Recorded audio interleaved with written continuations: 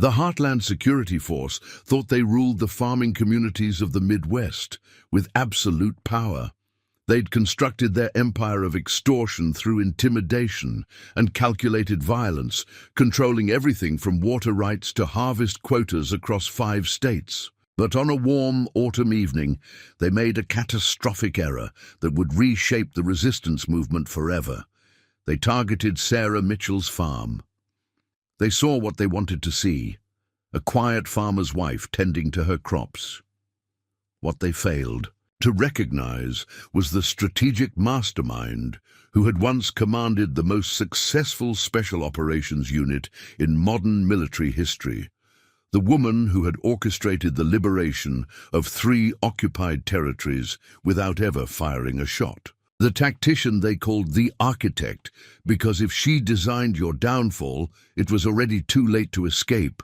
Before we jump back in, tell us where you're tuning in from, and if this story touches you, make sure you're subscribed, because tomorrow I've saved something extra special for you. Sarah Mitchell stood in her wheat field as the morning sun painted the stalks gold, her experienced eyes scanning the horizon with practiced precision.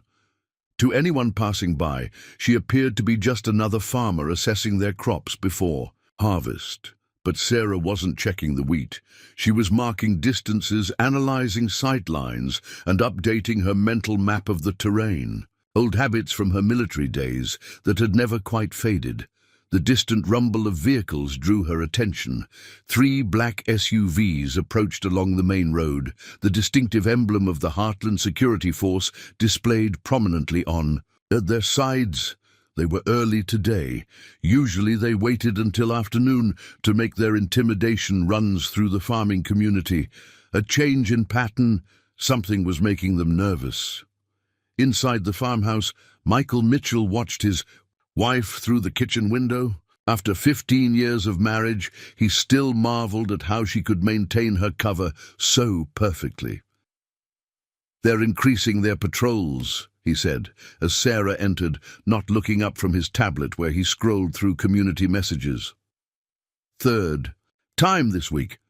Sarah poured herself coffee, her movements deliberate and efficient. Same vehicles as yesterday, plus a new one, red-trimmed SUV, reinforced bumpers. Their new tactical advisor has arrived. She allowed herself a small smile. Amateur, keeps his hand too close to his holster, telegraphs everything. Michael met her eyes. They're planning something bigger, aren't they? Sarah settled into her chair, reviewing the morning's intelligence. From her network of farmers, shop owners, and seemingly ordinary people who formed the backbone of her hidden resistance. The security force isn't just watching anymore. They're establishing patterns, testing response times, mapping our daily routines.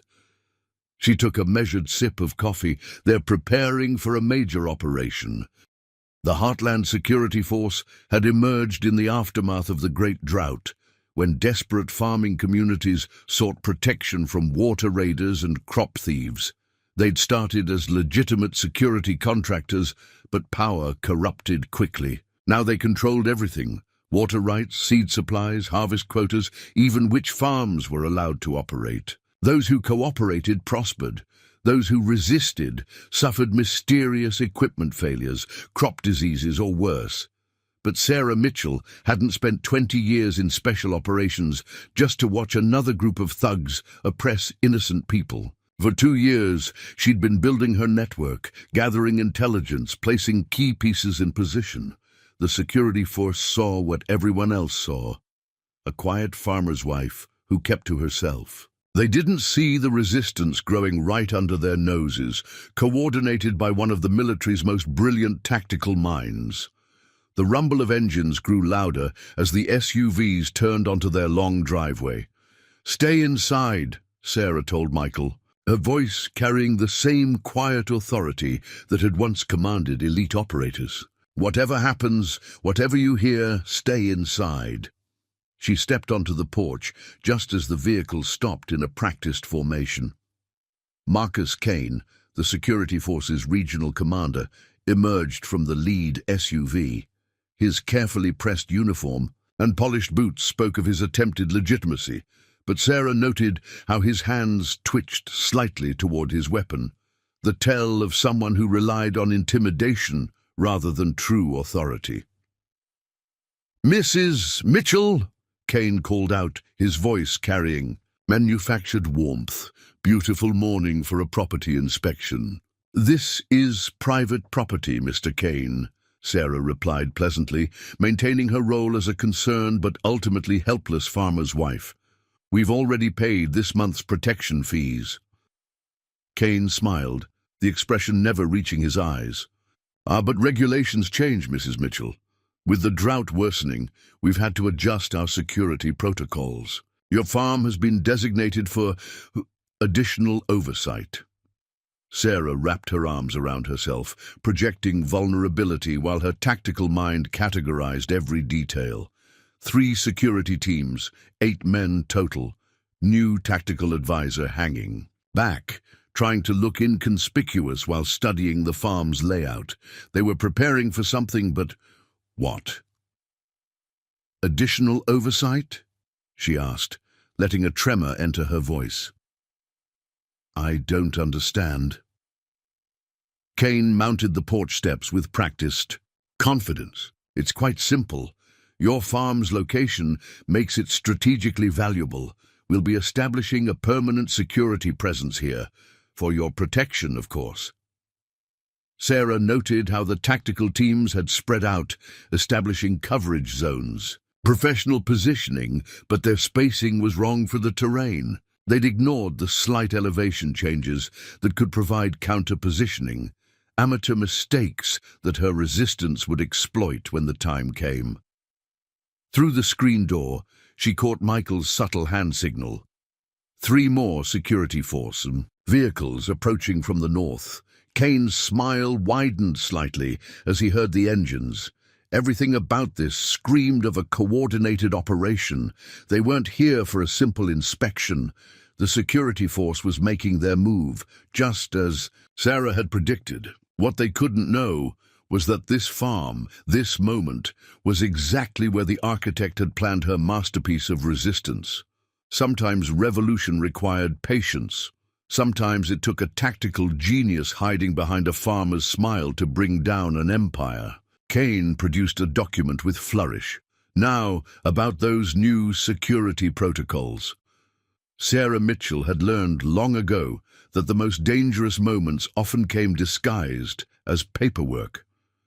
As Kane held out the document, her trained eye caught the subtle shift in his security team's positioning. They were establishing a containment formation, not a protective one. Their new tactical advisor had moved to cover the farm's western approach, cutting off the most obvious escape route. Amateur move. They'd forgotten about the irrigation tunnels she'd carefully modified over the past 2 years. These new protocols, Kane continued, his practiced smile never wavering, require certain farms to house security personnel. Given your property's strategic location overlooking Miller's Valley, you've been selected for this honor. Sarah accepted the document with trembling hands, playing her role perfectly, while her mind processed multiple scenarios. The security force wasn't just looking for an observation post. Miller's Valley contained the region's primary water reservoir.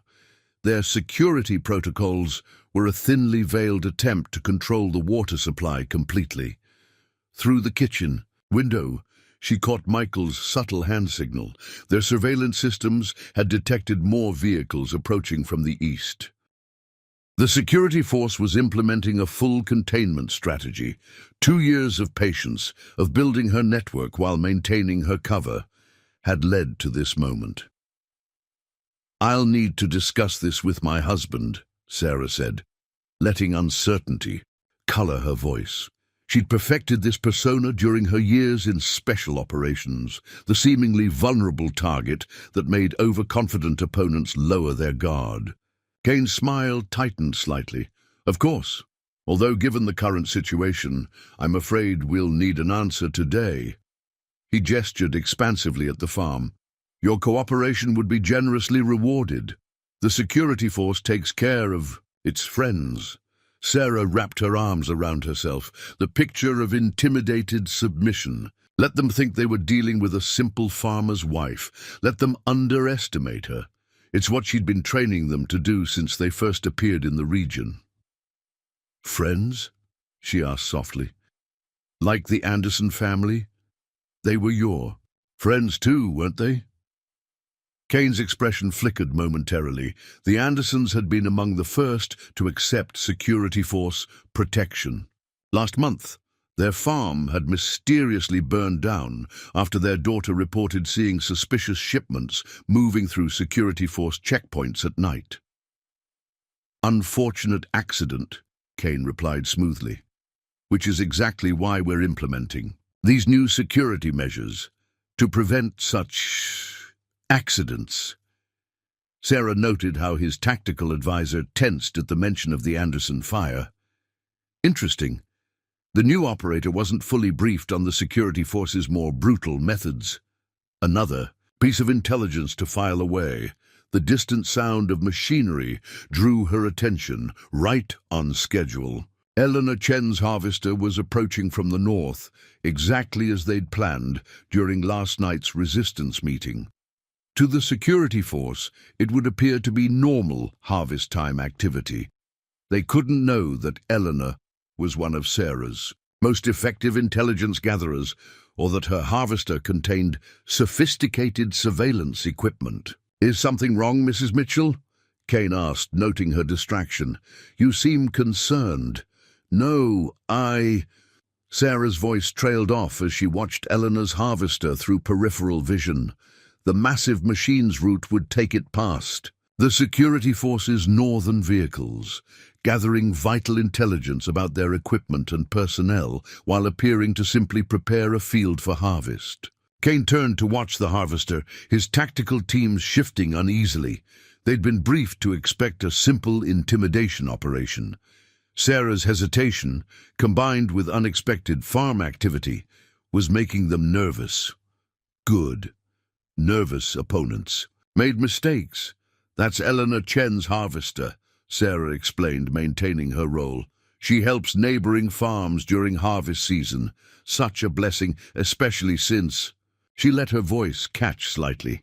Since the security force's equipment fees have made it so hard for smaller farms to maintain their own machinery.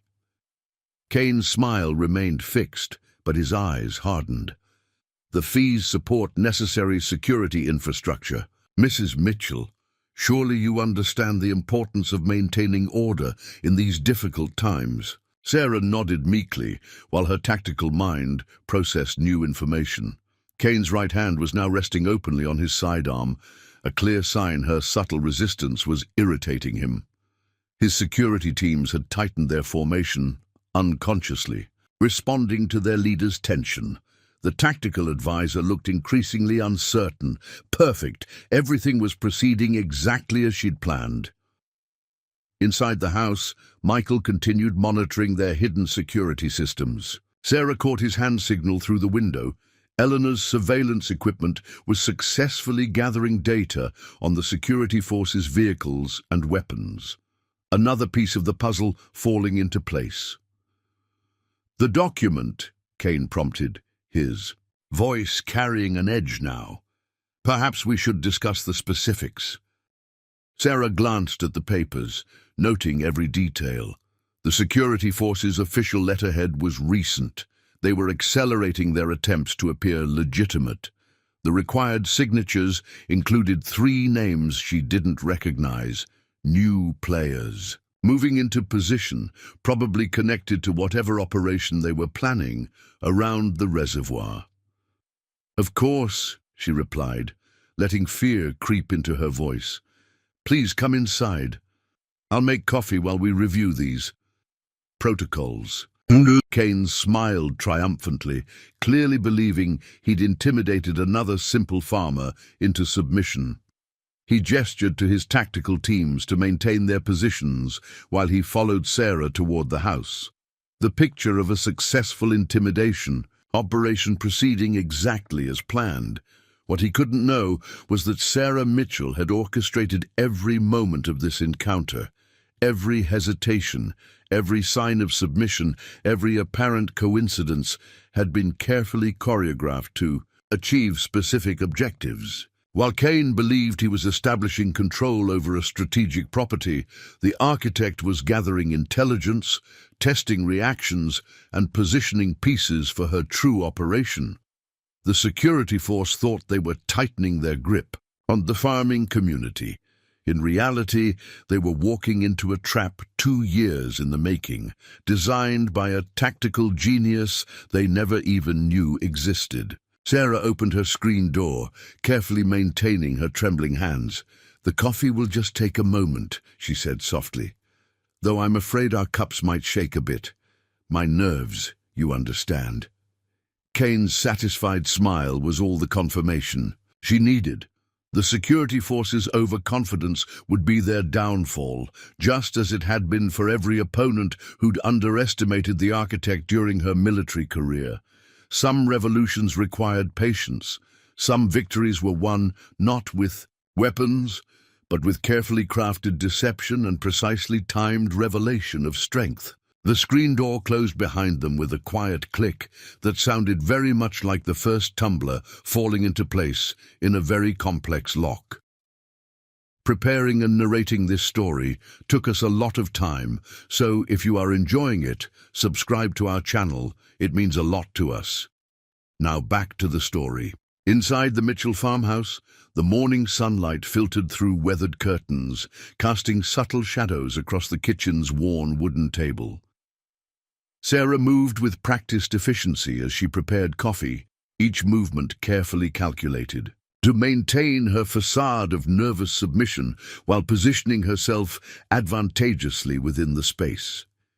Years of tactical experience had taught her that sometimes the most powerful position was the one your opponent thought was weakest. Kane settled into a kitchen chair, spreading the security protocols across the table with theatrical precision. His new tactical advisor, Thompson, stood uncomfortably by the door, clearly uncertain about his role in what he'd been told would be a routine property acquisition. Sarah noted how his eyes kept darting to the windows, tracking his team's positions. Outside, good training, but his uncertainty suggested he wasn't fully briefed on the security force's true nature. "Mrs. Mitchell," Kane began, his voice carrying practiced authority, "let's discuss the specific requirements for hosting our security personnel.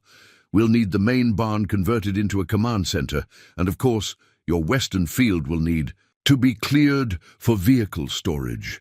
Sarah's hands trembled slightly as she set coffee cups on the table, letting a small amount of liquid spill. "The western field? But that's our primary growing area. Without it, we can't meet our harvest quotas." "The security force will adjust your quotas accordingly," Kane replied smoothly. "We protect our cooperative partners, after all. Unlike some of your neighbors who've been less understanding about progress." Through the window, Sarah watched Eleanor's harvester complete its surveillance loop. Her peripheral vision caught Michael's subtle hand signal.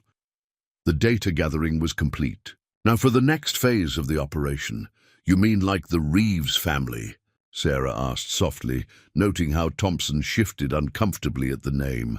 "They were less understanding too, weren't they, before their irrigation system mysteriously failed during last month's heat wave?" Kane's smile tightened fractionally. "Unfortunate equipment malfunction.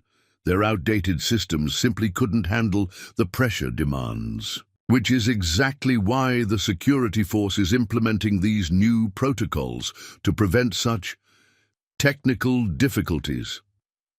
Sarah allowed her hands to shake more visibly as she lifted her coffee cup, playing perfectly into Kane's expectations. Let him think the mention of the Reeves family had rattled her. Let him believe his intimidation was working. A sudden commotion outside drew their attention. One of the security teams was arguing with David Cooper, their elderly neighbor, who had apparently wandered onto the property looking for his lost dog. Sarah suppressed a smile. "Right on schedule." "I'm sorry," she said quickly, rising from her Chair, Mr. Cooper gets confused sometimes. I should help. Sit down, Mrs. Mitchell. Kane's voice carried steel now, his diplomatic facade cracking slightly. My men will handle the situation. Through the window, Sarah watched the precisely orchestrated scene unfold. David Cooper, who had once been the region's most respected veterinarian before the security force's protection fees forced him into retirement, was playing his role perfectly.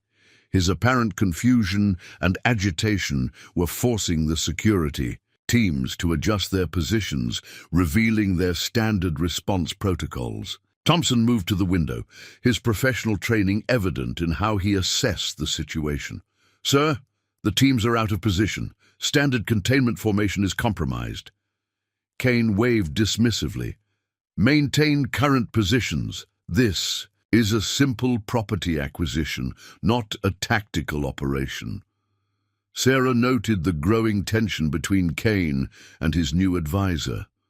Another crack in the security force's structure, another weakness to exploit. She'd learned long ago that the most effective way to dismantle an oppressive force was to expose its internal contradictions. The protocols, Kane continued, tapping the documents impatiently. We require your signature today, Mrs. Mitchell. The security force's plans for Miller's Valley can't be delayed by individual concerns. Plans. Sarah's voice carried carefully crafted uncertainty. I thought this was about protecting the farms. Kane leaned forward, his patience visibly thinning. Progress requires sacrifice, Mrs. Mitchell. The region's water resources need centralized control, proper management. The old system of individual water rights is inefficient. You mean like how you're managing the Anderson family's water allocation? Sarah asked quietly, redirecting their supply to those new storage facilities you're building north of the valley. Kane's hand twitched toward his sidearm, but Thompson's sharp intake of breath stopped him. The tactical advisor hadn't known about the water diversion operation. Another piece of intelligence confirmed, another pressure point identified. Outside, David Cooper's distraction had achieved its purpose. The security teams had revealed their standard response patterns, their communications protocols, their chain of command, all vital intelligence for what was to come. Mrs. Mitchell, Kane's voice was deadly quiet now. I'm afraid you seem to have some misconceptions about the security force's authority. We are not asking for your cooperation. We are informing you of new protocols that will be implemented today. Sarah let her shoulders slump in apparent defeat while her tactical mind processed multiple scenarios. Kane's mask was slipping, revealing the true face of the security force's oppression. Thompson's growing discomfort suggested potential fractures in their organization. The security teams outside had demonstrated exploitable weaknesses in their procedures. Everything was proceeding exactly as she'd planned. The security force thought they were tightening their grip on the farming community. In reality, they were revealing exactly the information the resistance needed. I understand, Sarah whispered, her voice trembling. You'll have your command center, your vehicle storage, whatever you need. Kane's triumphant smile returned, believing he'd successfully broken another farmer's will. He couldn't know that Sarah Mitchell had orchestrated every moment of this encounter, every revelation, every apparent submission. The security force thought they were establishing control over a strategic property. Instead, they were walking further into the architect's carefully designed web. Thompson shifted uncomfortably by the window, his trained instincts warning him that something wasn't quite right. But he couldn't identify what was wrong, couldn't see how every detail of this seemingly routine intimidation operation was being analyzed, catalogued, and prepared for use against his organization. Sarah's hands shook as she reached for the protocols, maintaining her perfect facade of defeated compliance. Sometimes revolution required patience, Sometimes victory was achieved not through direct confrontation, but through careful observation and precise understanding of your opponent's weaknesses. The security force was about to learn why military. Strategists had once called her the architect, because by the time you realized she'd designed your downfall, it was already too late to escape. Sarah's first lesson in tactical operations, learned 20 years ago in military training, was that true strength often lay in making your opponent believe they'd already won. As she reached for Kane's protocols with trembling hands, she could see that lesson playing out perfectly in her kitchen. The commotion outside had settled, David Cooper's carefully orchestrated distraction having served its purpose. Through the window, Sarah watched the elderly veterinarian shuffle away, appearing confused and harmless. Only she knew that his wandering had allowed him to plant sophisticated surveillance devices near the security force's vehicles, technology that would reveal their communications frequencies and operational patterns. "Initial here," Kane instructed, his early attention replaced by smug satisfaction. "And here, full signature on the final page." He turned to Thompson. "See, simple property acquisition. These farmers always understand reason eventually." Thompson didn't reply, his attention caught by something through the window. Sarah followed his gaze while pretending to study the documents. Emily Reeves, the teenage daughter of the family, whose irrigation had been sabotaged, was walking past the security teams with a basket of fresh bread. Another piece of Sarah's carefully choreographed morning. "Mrs. Mitchell," Emily called out cheerfully, seemingly oblivious to the tension around her. "Mum sent over some sourdough. She said to thank you for the help with her garden after the irrigation problems." Kane's face darkened. "Young lady, this is a secured operation. Return to your property immediately." But Emily was already mounting the porch steps, her apparent teenage enthusiasm masking her role in the resistance perfectly. "It's still warm. Mum says bread always helps in hard times, especially when certain people make things harder than they need to be." Sarah caught the subtle hand signal hidden in Emily's casual gesture. The surveillance devices were active. David Cooper's distraction had worked perfectly. "Now for the next phase. Emily, dear," Sarah said, her voice carrying carefully crafted anxiety. "Perhaps now isn't the best time. Mr. Kane and his men are here on official business." "Official business?" Emily's innocent tone carried just the right note of curiosity, like when they visited Mr. Anderson before his barn mysteriously caught fire, or when they had official business with my dad before our irrigation system failed.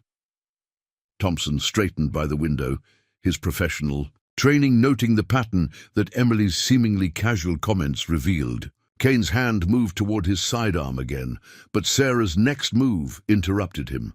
Her hands shook violently as she reached for the breadbasket, deliberately knocking over her coffee cup. Dark liquid spread across Kane's protocols, creating a momentary distraction that forced him to focus on saving his documents rather than intimidating Emily. "I'm so sorry," Sarah exclaimed, maintaining her frightened facade while positioning herself between Kane and the teenager. "My nerves. Please let me get a towel. Emily, you should go home now, dear."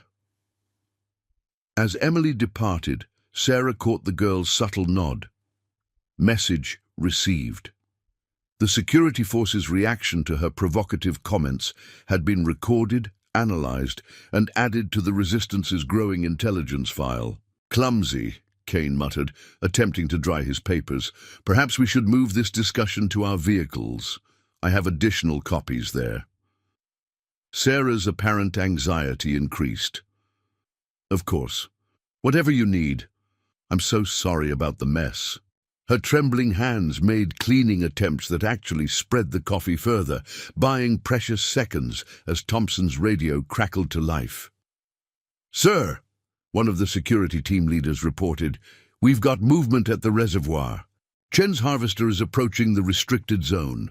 Kane's facade cracked completely. What? That's impossible. The access roads are blocked. Apparently not all of them, Thompson interjected, his tactical training asserting itself. Sir, if the harvester reaches the new construction site... Stop her! Kane barked into his radio. Use whatever force necessary. That area is classified. He turned to Sarah, his diplomatic mask discarded entirely. Your neighbor is interfering with security force operations, Mrs. Mitchell. I trust you had nothing to do with this. Distraction? Sarah let her eyes go wide with seemingly genuine fear. Eleanor? But she's just harvesting. The drought's getting worse. We're all trying to work while we still can. Through the window, she watched the security force teams scramble to respond to Eleanor's apparent breach of their restricted zone. Their response patterns, vehicle deployments, and communication protocols were all being recorded by David Cooper's hidden devices. The Resistance's understanding of their tactical capabilities grew with every passing moment.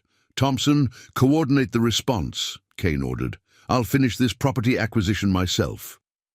He produced a backup copy of the protocols from his jacket, his earlier pretense of friendliness completely abandoned. Sign now, or your farm will experience the same technical difficulties that seem to plague uncooperative neighbors. Sarah's hands shook as she accepted the papers, maintaining her role as a frightened farmer, even as her tactical mind processed the operation's success. The security force had revealed crucial information about their reservoir construction, their emergency response procedures, and their chain of command, all while believing they were simply intimidating another helpless victim. Please, she whispered, playing her part perfectly, we just want to farm in peace. Kane's cold smile returned. Peace requires order, Mrs. Mitchell. Order requires compliance. Sign the protocols and the security force will ensure your farm remains peaceful. What he couldn't know was that Sarah Mitchell had orchestrated every moment of this morning, from David Cooper's wandering to Emily's provocative comments to Eleanor's harvester approaching the reservoir. The security force thought they were establishing control. Instead, they were providing exactly the intelligence the Resistance needed for its next phase of operations. Sometimes revolution required careful observation. Sometimes victory was achieved not through direct confrontation, but through understanding exactly how your opponent would react under pressure. The security force was about to learn why military commanders had called her the architect. Because every response, every reaction, every moment of this morning was another piece in her precisely designed strategy of liberation. The chaos at the reservoir had achieved exactly what Sarah intended. Through her kitchen window, she watched. The security force's tactical teams scrambled to respond, their carefully maintained image of professional control crumbling under pressure. Eleanor Chen's harvester had stopped just short of their restricted zone, its apparent mechanical failure perfectly timed to create maximum disruption while maintaining plausible deniability. Kane's radio crackled with increasingly urgent reports. Sir, Chen claims mechanical failure. Her equipment's blocking the primary access road. We can't move our construction vehicles without drawing attention to the site. Sarah kept her eyes down, focused on the protocols in her trembling hands, while her tactical mind processed every detail of their response. The security force's reaction to Eleanor's breakdown revealed crucial information about their construction project. Their panic suggested something at the reservoir that couldn't bear public scrutiny. Mrs. Mitchell, Kane's voice carried barely. Controlled rage now. Your signature, immediately. Through the window, Sarah caught Michael's subtle signal. Their hidden surveillance systems had detected more security force vehicles approaching from the north. Not the standard patrols, but heavy equipment, the kind used for major construction projects, the kind that suggested their operation at the reservoir was larger than anyone had suspected. "Of course," Sarah whispered, maintaining her frightened facade. "Whatever you need, we just want to be left in peace." Kane's cold smile returned. "Peace through order, Mrs. Mitchell. Order through compliance. Sign, and the security force will ensure your farm remains productive." A sudden commotion from the driveway interrupted them. Sarah recognized Thomas Walker's voice, the local feed store owner whose business had been slowly strangled by security force regulations. Another piece of her carefully orchestrated morning moving into position. "You can't stop me from making deliveries," Thomas shouted, his apparent anger masking his role perfectly. "I have contracts with these farms." Thompson's voice crackled over the radio from his position at the reservoir. "Sir, we've got multiple civilian vehicles approaching. Walker's feed truck is drawing attention. Local news might pick this up." Kane cursed softly, his composure cracking further. "Control the situation. No cameras, no witnesses. Use whatever force necessary to maintain security at the reservoir." Sarah let her hands shake as she reached for a pen, while her mind analyzed every reaction. The security force's overwhelming response to potential exposure suggested their reservoir operation involved more than just water control. Their willingness to use force against civilians indicated growing desperation. "Mr. Kane," she said softly, perfectly playing the role of a frightened farmer seeking reassurance. "What exactly are you building at the reservoir? The community board said it was just routine maintenance, but sign the protocols." Kane's diplomatic facade had vanished entirely now, replaced by the true face of the security force's oppression. "Your neighbors understood the price of asking questions, Mrs. Mitchell.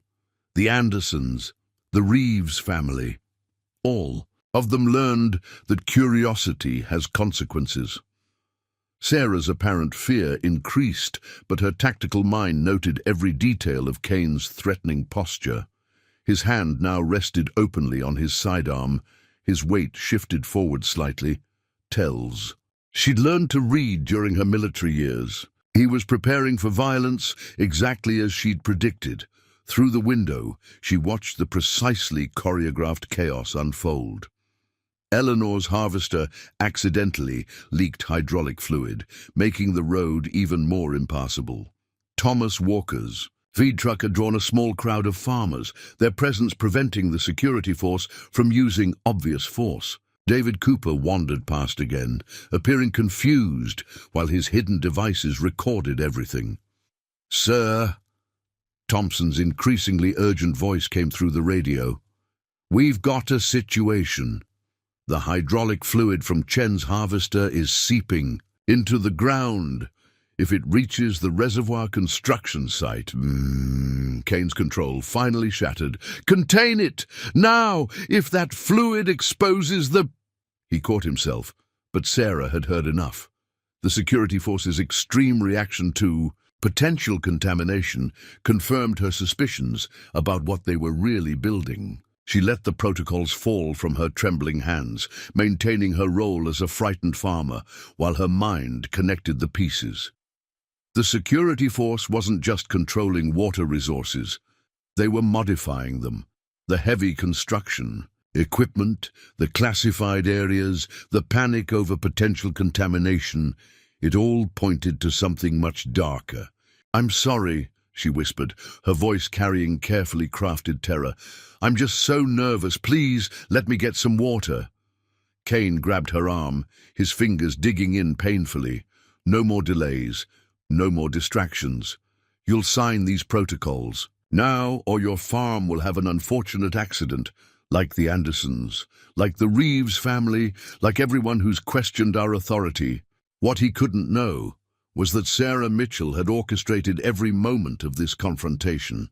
Each distraction, Each revelation, each show of force by the security force had been carefully planned to expose their true nature and capabilities. While Kane believed he was intimidating another helpless farmer, the architect was gathering the final pieces of intelligence she needed. Sometimes revolution required careful manipulation.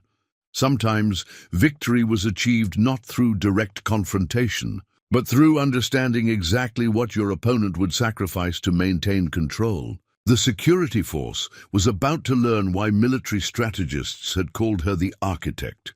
Because every threat, every reaction, every moment of their crumbling composure was another piece in her precisely designed strategy of revelation. Sarah. Mitchell had learned during her military career that true power often revealed itself in moments of desperation. As Kane's fingers dug into her arm, she watched that principle demonstrate itself perfectly in her farmhouse kitchen. The security force's carefully maintained facade of legitimate authority was cracking, revealing the brutality beneath. Through the window, the situation at the reservoir had evolved exactly as she'd planned. Eleanor Chen's harvester continued to leak hydraulic fluid, creating an expanding puddle that forced the security force's construction crews to suspend their classified operations. Thomas Walker's feed truck had drawn a growing crowd of farmers, their presence preventing any obvious display of force, and David Cooper's wandering had positioned him perfectly to observe the security force's desperate attempts to contain the situation. "Sir," Thompson's voice crackled through Kane's radio, carrying poorly concealed alarm. "We've got another problem. Dr. Rivera just arrived at the reservoir. She's asking questions about water quality testing." Kane's grip on Sarah's arm tightened painfully. "Rivera, the university environmental scientist, who contacted her?" Sarah allowed a small whimper of pain to escape, maintaining her frightened facade while her tactical mind processed this new development. Dr. Maria Rivera wasn't part of her planned operation, an unexpected variable that could either complicate or enhance her strategy. "Apparently," Thompson continued, "she received anonymous soil samples showing contamination consistent with industrial-scale chemical modification.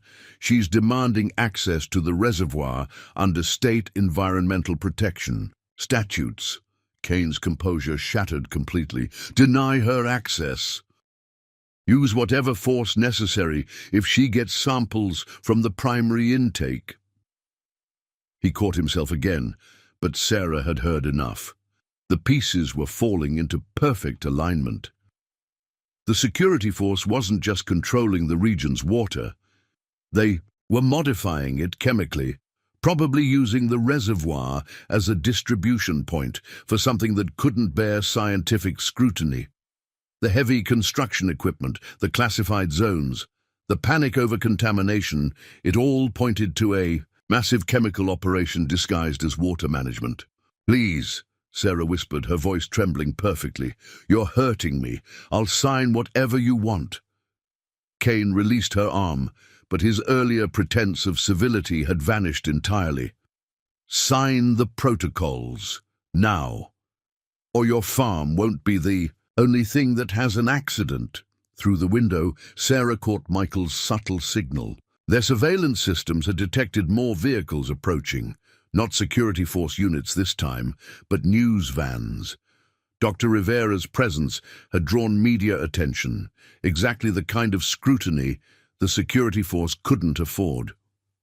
"Sir," Thompson's increasingly frantic voice reported, "Rivera's threatening to call federal environmental protection. We've got news crews setting up cameras. Chen's harvester is still blocking access to the primary intake. Walker's crowd is demanding water quality. Reports, we need to contain this situation." Sarah watched Kane's tactical mask crumble as his operation spiraled out of control. His hand now rested openly on his sidearm. His weight shifted into an aggressive stance. She recognized the posture from her combat days. He was preparing to use lethal force to maintain control. "Thompson!" Kane barked into his radio. Implement Containment Protocol 7. No witnesses, no evidence. Complete sanitization of the site. Sarah's apparent terror increased, but her tactical mind catalogued every detail. Containment Protocol 7. The same procedure they'd used at the Anderson farm before the fire. The security force was preparing to eliminate evidence, regardless of civilian casualties. "The protocols," Kane growled, producing his sidearm now. "Sign them, or your farm has an unfortunate accident. Right now, with everyone in it." What he couldn't know was that Sarah Mitchell had anticipated this exact scenario. Each development, at the reservoir, each revelation about the security force's true nature had been carefully orchestrated to push them toward this moment of desperate overreach. Through the window, she saw her resistance network's coordinated response beginning. Eleanor Chen's harvester was now perfectly positioned to block any security force vehicles attempting to implement containment protocols. Thomas Walker's crowd of farmers had grown large enough to make any obvious violence politically impossible, and Dr. Rivera's presence had brought exactly the kind of official scrutiny the security force had worked so hard to avoid. "Please," Sarah whispered, letting genuine tears fill her eyes. "We're just farmers. We don't want any trouble." Kane's laugh was cold and utterly without humor. "Trouble? You have no idea what trouble is, Mrs. Mitchell, but you're about to learn. The security force doesn't leave loose ends. Sometimes revolution required pushing your opponent to reveal their true nature. Sometimes victory was achieved not through direct confrontation, but through carefully orchestrated exposure." The security force was about to learn why military strategists had called her the architect, because every threat, every desperate action, every moment of their crumbling control was another piece in her precisely designed strategy of revelation. Sarah's hands shook as she reached for the protocols, maintaining her perfect facade of terror while her mind calculated the exact moment to spring the trap she'd spent 2 years preparing. Kane believed he was witnessing the breakdown of a simple farmer's wife. Instead, he was providing the final evidence needed to expose the security force's entire criminal operation. The ghost of a smile touched her lips, hidden by her trembling hands. Some predators were most vulnerable when they thought. Their prey was cornered. Some victories were won not with weapons, but with carefully crafted moments of revelation. The farmhouse kitchen had become a powder keg of tension as Sarah faced Kane's drawn weapon. Through the window, she could see the security force's operation, unraveling at multiple points, each crisis perfectly positioned to reveal another aspect of their criminal enterprise. Dr. Rivera's unexpected arrival had added an element of official scrutiny that threatened to expose everything they'd worked so hard to hide.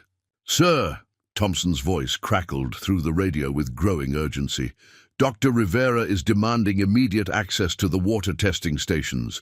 She's citing federal environmental regulations and threatening to call in EPA enforcement teams." Kane's weapon remained steady, but Sarah noted the slight tremor in his trigger finger, a tell she'd learned to recognize during her years in military intelligence. He was losing control, and men like Kane became most dangerous when their carefully constructed world began to crumble. "The protocols," he growled, all pretense of civility abandoned. "Sign them now, or I demonstrate exactly how the security force handles uncooperative farmers." Sarah let her hands shake violently as she reached for the papers, maintaining her frightened facade while her tactical mind processed multiple scenarios. Through the window, she caught Michael's signal.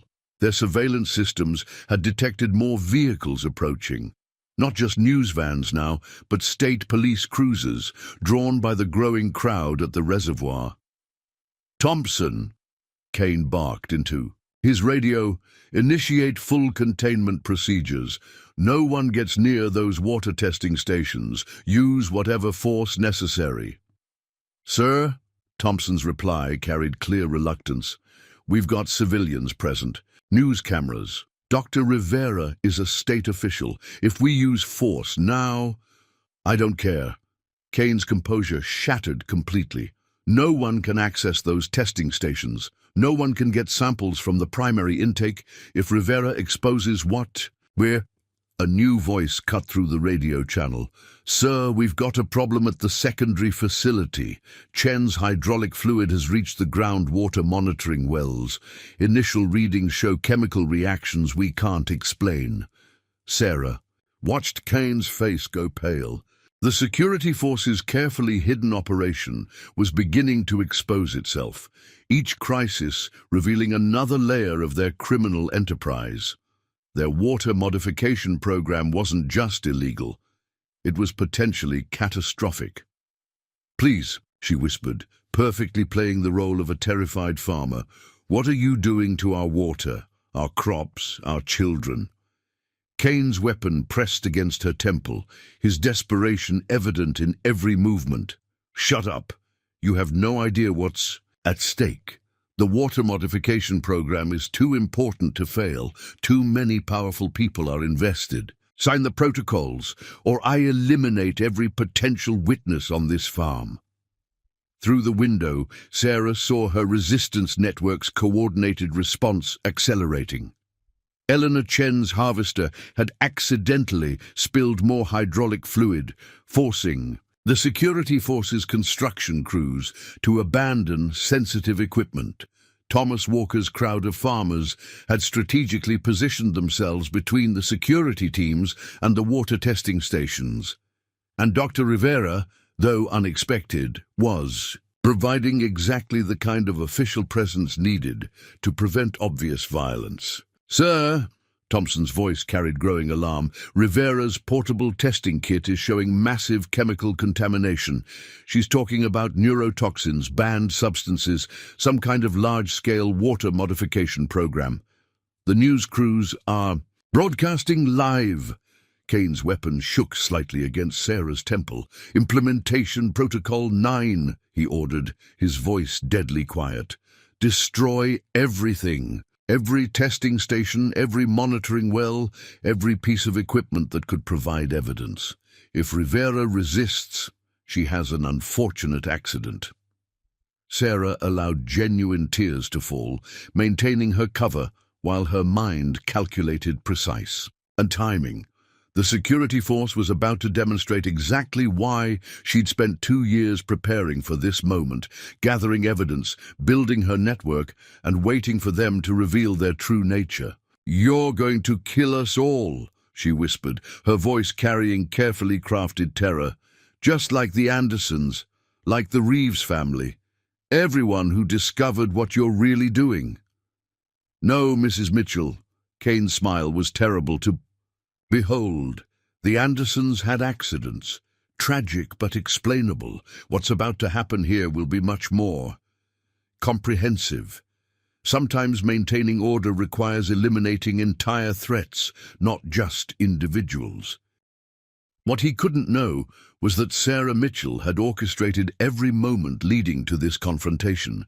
Each crisis at the reservoir, each revelation about their water modification program had been carefully designed to push the security force toward this moment of complete exposure.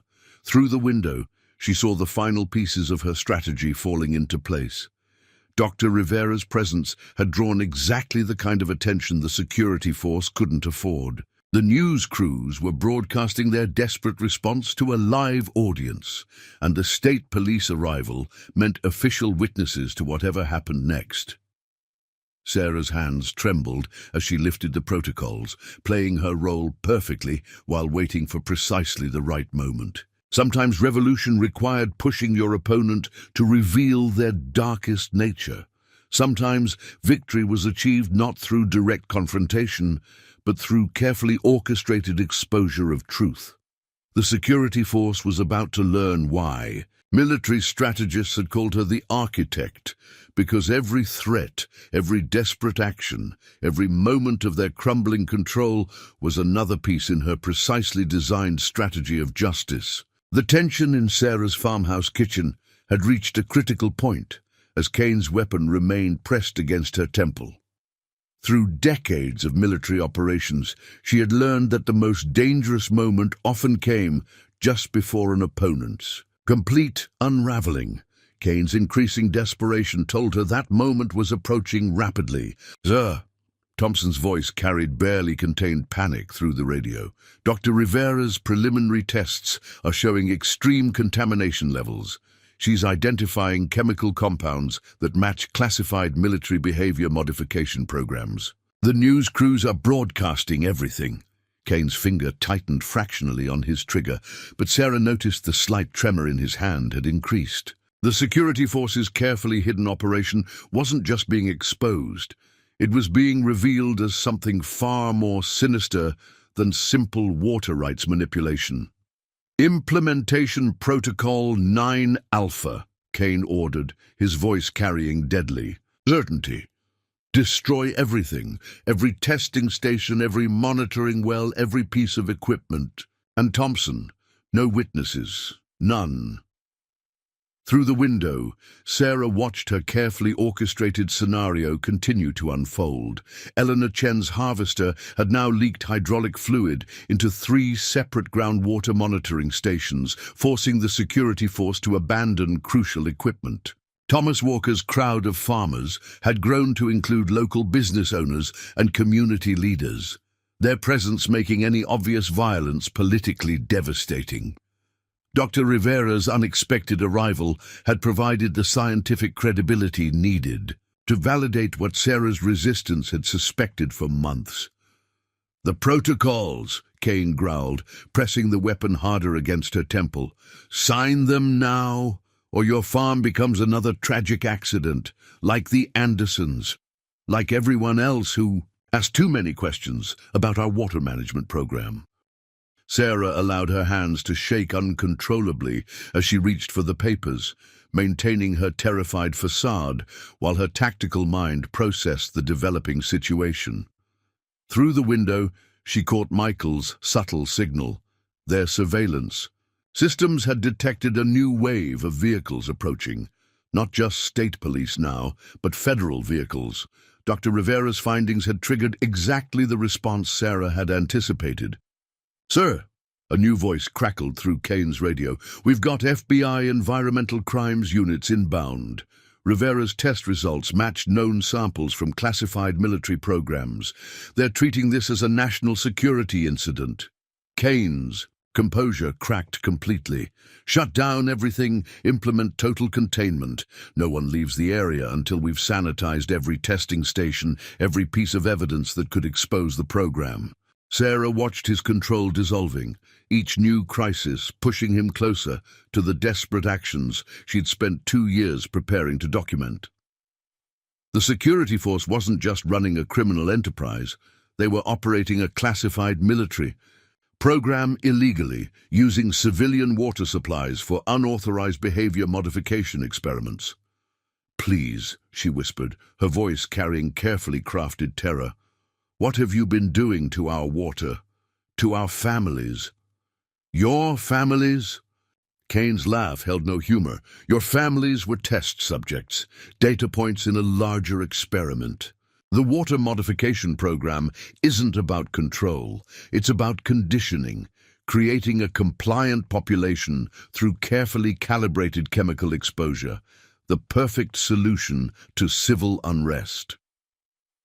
Through the window, Sarah saw the next phase of her strategy unfolding. Dr. Rivera had positioned herself near the main reservoir intake, her testing equipment providing live data to federal authorities. The news crews were broadcasting every revelation to a national audience, and the gathering crowd of civilians prevented the security force from implementing their more violent containment protocols.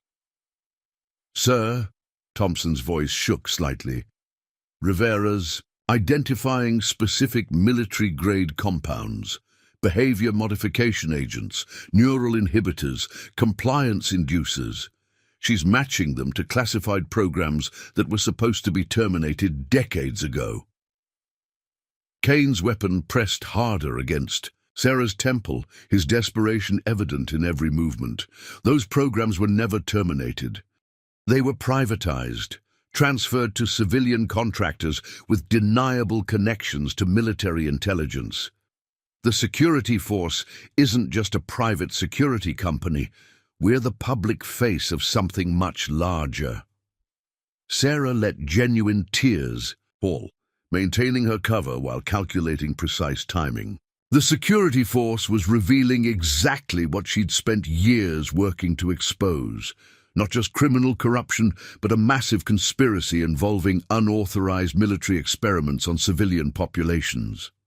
"You're monstering," she whispered, deliberately using the wrong word to maintain her frightened farmer persona, like those secret government programs in history books. "Monitoring," Kane corrected automatically, his arrogance overtaking his caution.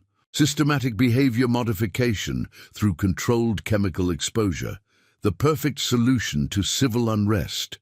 No more protests, no more resistance, just a compliant population that accepts authority without question. The future of domestic control." What he couldn't know was that Sarah Mitchell had orchestrated every moment leading to these revelations. Each crisis at the reservoir, each piece of exposed evidence, had been carefully designed to push the security force into exposing their true nature and purpose. The ghost of a smile touched her lips, hidden by her trembling hands. Sometimes revolution required pushing your opponent to incriminate themselves. Sometimes victory was achieved not through direct confrontation, but through carefully orchestrated revelation of truth. The farmhouse kitchen had become ground zero for a revelation that would reshape national security policy. As Kane's weapon remained steady against her temple, Sarah processed each new development with the calculated precision that had made her legendary in military strategic operations. "Sir," Thompson's voice crackled through with increasing urgency, "FBI Environmental Crimes Unit is requesting access to the primary intake facility. They're citing national security protocols that override our private security authority. Dr. Rivera's preliminary findings have triggered multiple federal investigation parameters." Kane's composure had transformed into something darker, more primal. The careful facade of a security professional had crumbled entirely, revealing the true face of someone who'd spent years conducting unauthorized experiments on innocent civilians. "You understand nothing," he snarled, pressing the weapon harder against Sarah's temple. "The water modification program is the future of domestic control. Behavior modification through controlled chemical exposure. No more protests, no more resistance. Just perfectly compliant communities that accept authority without question." Through the window, Sarah watched her carefully orchestrated exposure continue to unfold. Dr. Rivera had positioned mobile testing equipment at 3 crucial monitoring stations, each one revealing another layer of the security force's illegal chemical program. The news crews were broadcasting live to a national audience, while federal response teams established a perimeter around the reservoir facility. "Sir," another voice joined the radio channel, "we've got military intelligence. Units inbound. They're saying these chemical compounds match classified programs that were officially terminated under Executive Order 774. Kane's laugh held no humor. Terminated? They were enhanced, perfected. The military wanted deniability, so they privatized the research, transferred it to civilian contractors with careful connections. The security force became the perfect testing ground. Private authority over isolated communities, complete control of water resources, and a population that couldn't easily resist. Sarah allowed her hands to shake as she held the protocols, maintaining her frightened facade while her tactical mind processed this crucial intelligence. Through the window, she caught Michael's signal. Their surveillance systems had detected more federal vehicles approaching. Not just FBI now, but military police units. The exposure of unauthorized chemical weapons testing had escalated this beyond civilian jurisdiction. "Please," she whispered, perfect terror in her voice. "Our children drank that water, our families." "Your families were the perfect test subjects." Kane's voice carried a scientist's detached interest now. "Isolated farming communities, dependent on centralized water resources, limited access to outside medical care. We could monitor behavioral changes, track compliance levels, adjust chemical concentrations based on resistance patterns. A living laboratory for next-generation population control." Through the window, Sarah saw her resistance network's efforts bearing fruit. Eleanor Chen's harvester had forced the security force to abandon 3 crucial monitoring stations, each one now under Dr. Rivera's scientific scrutiny. Thomas Walker's crowd had grown to include state officials and community leaders, their presence ensuring this exposure couldn't be quietly contained. "Sir," Thompson's voice shook slightly, "Rivera's identifying specific neural inhibitors, behavioral modification compounds that were banned by international treaty. The FBI is treating this as a weapons of mass destruction incident. They're establishing decontamination protocols." Kane's weapon trembled slightly against Sarah's temple, desperation warring with scientific pride. The compounds weren't banned. They were refined, enhanced. The original military programs were crude, focusing on broad behavioral suppression.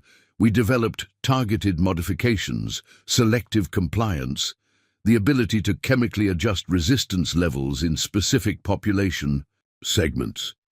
Sarah let genuine tears fall, maintaining her cover while calculating precise timing. The security force was revealing exactly what she'd spent years working to expose. Not just criminal corruption or unauthorized military research, but a systematic program of chemical weapon testing on American civilians. "You're terrorists," she whispered, deliberately using provocative language to push Kane further, "poisoning innocent people." "We're visionaries." Kane's scientific detachment cracked, revealing zealous conviction. The perfect solution to civil unrest. No more messy crowd control, no more violent suppressions, just carefully calibrated chemical exposure through basic water supplies, creating populations that instinctively accept authority. The future of domestic security. What he couldn't know was that Sarah Mitchell had orchestrated every moment leading to these confessions. Each crisis at the reservoir, each piece of exposed evidence, had been carefully designed to push the security force into revealing the full scope of their classified weapons program. Through the window, she saw the final pieces of her strategy lock into place. Dr. Rivera's findings had drawn exactly the kind of federal response that couldn't be controlled or contained. The news crews were broadcasting their confessions to a national audience, and the approaching military police units meant this exposure would reach the highest levels of national security oversight. Sarah's hands trembled as she lifted the protocols, playing her role perfectly while waiting for the precise moment to spring her final trap. Sometimes revolution required pushing your opponent to reveal their darkest secrets. Sometimes victory was achieved not through direct confrontation, but through carefully orchestrated exposure of hidden truths. Sarah had learned during her military career that the most dangerous moment in any operation came when zealots began to justify their actions. As Kane's scientific detachment crumbled into passionate defense of his chemical weapons program, she recognized the signs of someone who'd lost perspective on their own monstrosity. "Sir," Thompson's voice carried barely controlled panic through the radio, "military intelligence is citing Executive Order 774 violations. They're saying these compounds match classified Project Meridian protocols, the behavioral modification program that was officially terminated after the Geneva investigations." Kane's weapon remained pressed against Sarah's temple, but his Other hand gestured expansively, caught up in explaining the brilliance of his work. Project Meridian was just the beginning, crude attempts at broad-spectrum behavioral control. We perfected the formula, developed targeted modifications that could adjust resistance levels in specific demographic groups. Through the window, Sarah watched the federal response accelerating exactly as she'd planned. Dr. Rivera's mobile testing units had confirmed the presence of internationally banned neural inhibitors in the reservoir system. Military police. Units were establishing a perimeter while FBI environmental crimes teams prepared for evidence collection. The news crews continued broadcasting every revelation to an increasingly horrified national audience. "The protocols," Kane demanded, momentarily remembering his immediate objective. "Sign them now.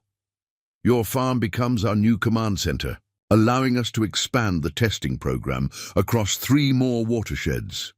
Sarah let her hands shake violently as she reached for the papers, maintaining her terrified facade while her tactical mind processed the developing situation. Through the window, she caught Michael's subtle signal.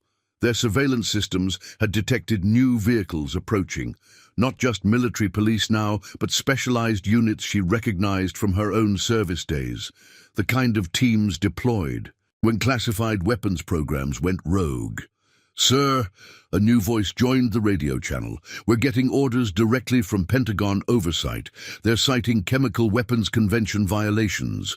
Dr. Rivera's tests matched signature compounds from the discontinued M-cultra derivatives. Kane's scientific pride overtook his tactical awareness completely.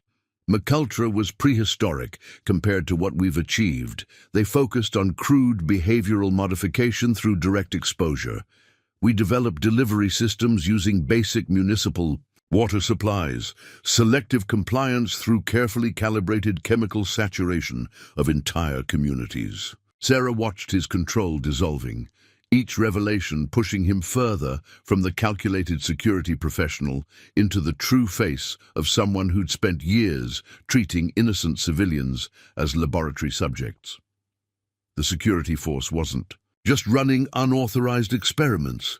They were testing next-generation chemical weapons on American farming communities. "Our children," she whispered, perfectly playing the role of a horrified mother. "You've been poisoning our children." "We've been advancing human development." Kane's zealotry erupted fully now. "Every great scientific breakthrough requires testing, data." The farming communities were perfect. Isolated populations, controlled water supplies, limited outside medical oversight. We could monitor behavioral changes, track compliance patterns, adjust chemical concentrations based on resistance levels. Through the window, Sarah saw her resistance network's final moves playing out perfectly.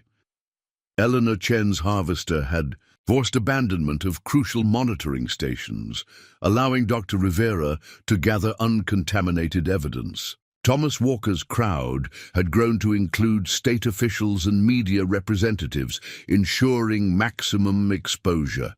And the approaching military units meant this revelation would reach the highest levels of national security oversight. "Sir," Thompson's voice shook audibly now, "Rivera's identifying neural suppressants that match classified military programs. Behavior modification compounds that were banned by international treaty. The FBI is treating this as a weapons of mass destruction incident." Kane's weapon trembled slightly against Sarah's temple as scientific excitement overcame tactical caution. The compounds weren't banned. They were refined, enhanced. We developed selective compliance inductors, targeted neural inhibitors that could adjust resistance patterns in specific demographic groups. The perfect solution to civil unrest. Sarah allowed genuine tears to fall, maintaining her cover while calculating precise timing. The security force was confessing to exactly what she'd spent years working to expose, not just unauthorized military research, but systematic weapons testing on vulnerable civilian populations. What Kane couldn't know was that Sarah Mitchell had orchestrated every moment leading to these admissions.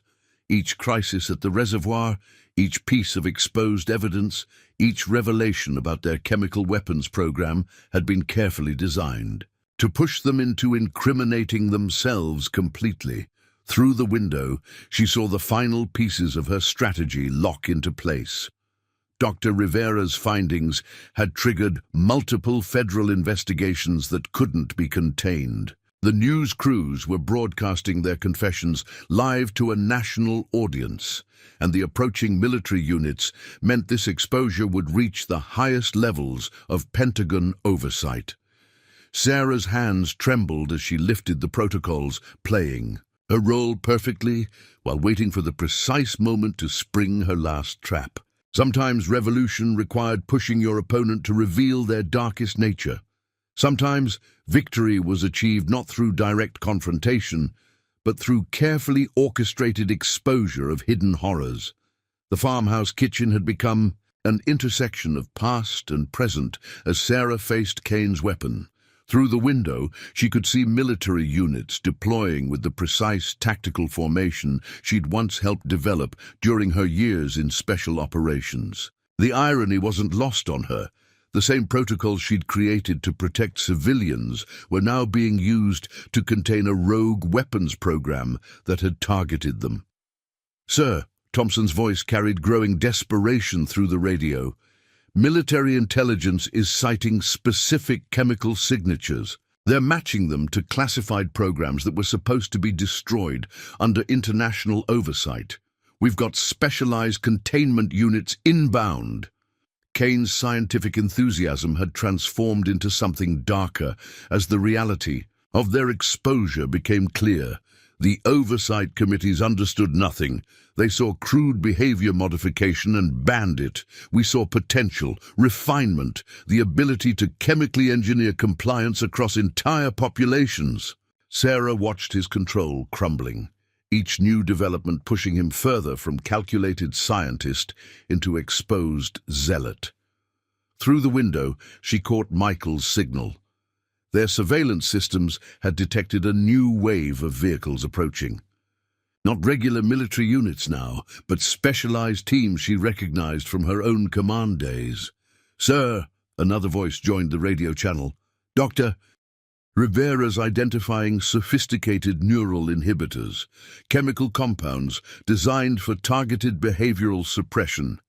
She's saying these match experimental military programs that were terminated after the Helsinki Accords." Kane's weapon pressed harder against Sarah's temple as his frustration mounted. Terminated? They were enhanced, perfected. The military wanted deniability, so they privatized the research, transferred it to civilian contractors who understood the greater vision. The security force became the perfect testing ground, isolated. Communities, controlled water supplies, limited outside oversight. Through the window, Sarah saw her carefully orchestrated exposure continuing to unfold. The military units were deploying in expanding circles, using containment protocols she'd helped write a decade ago. Dr. Rivera's mobile testing units were documenting chemical signatures that would trigger international investigations. And the news crews were ensuring every revelation reached a national audience. "Please," she whispered, maintaining her frightened facade while her tactical mind processed the developing situation. "What have you been doing to our families? Creating the future?" Kane's scientific detachment shattered completely, revealing the true face of someone who'd spent years justifying the unconscionable.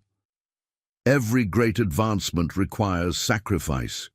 Your communities were perfect, controlled, populations we could monitor for behavioral changes, track for compliance patterns, adjust chemical concentrations based on resistance levels." Sarah let genuine tears fall while her military-trained mind calculated precise timing. The security force wasn't just running unauthorized experiments. They were testing weaponized behavior modification compounds on American civilians. Each revelation pushed them closer to exposing the full scope of their operation.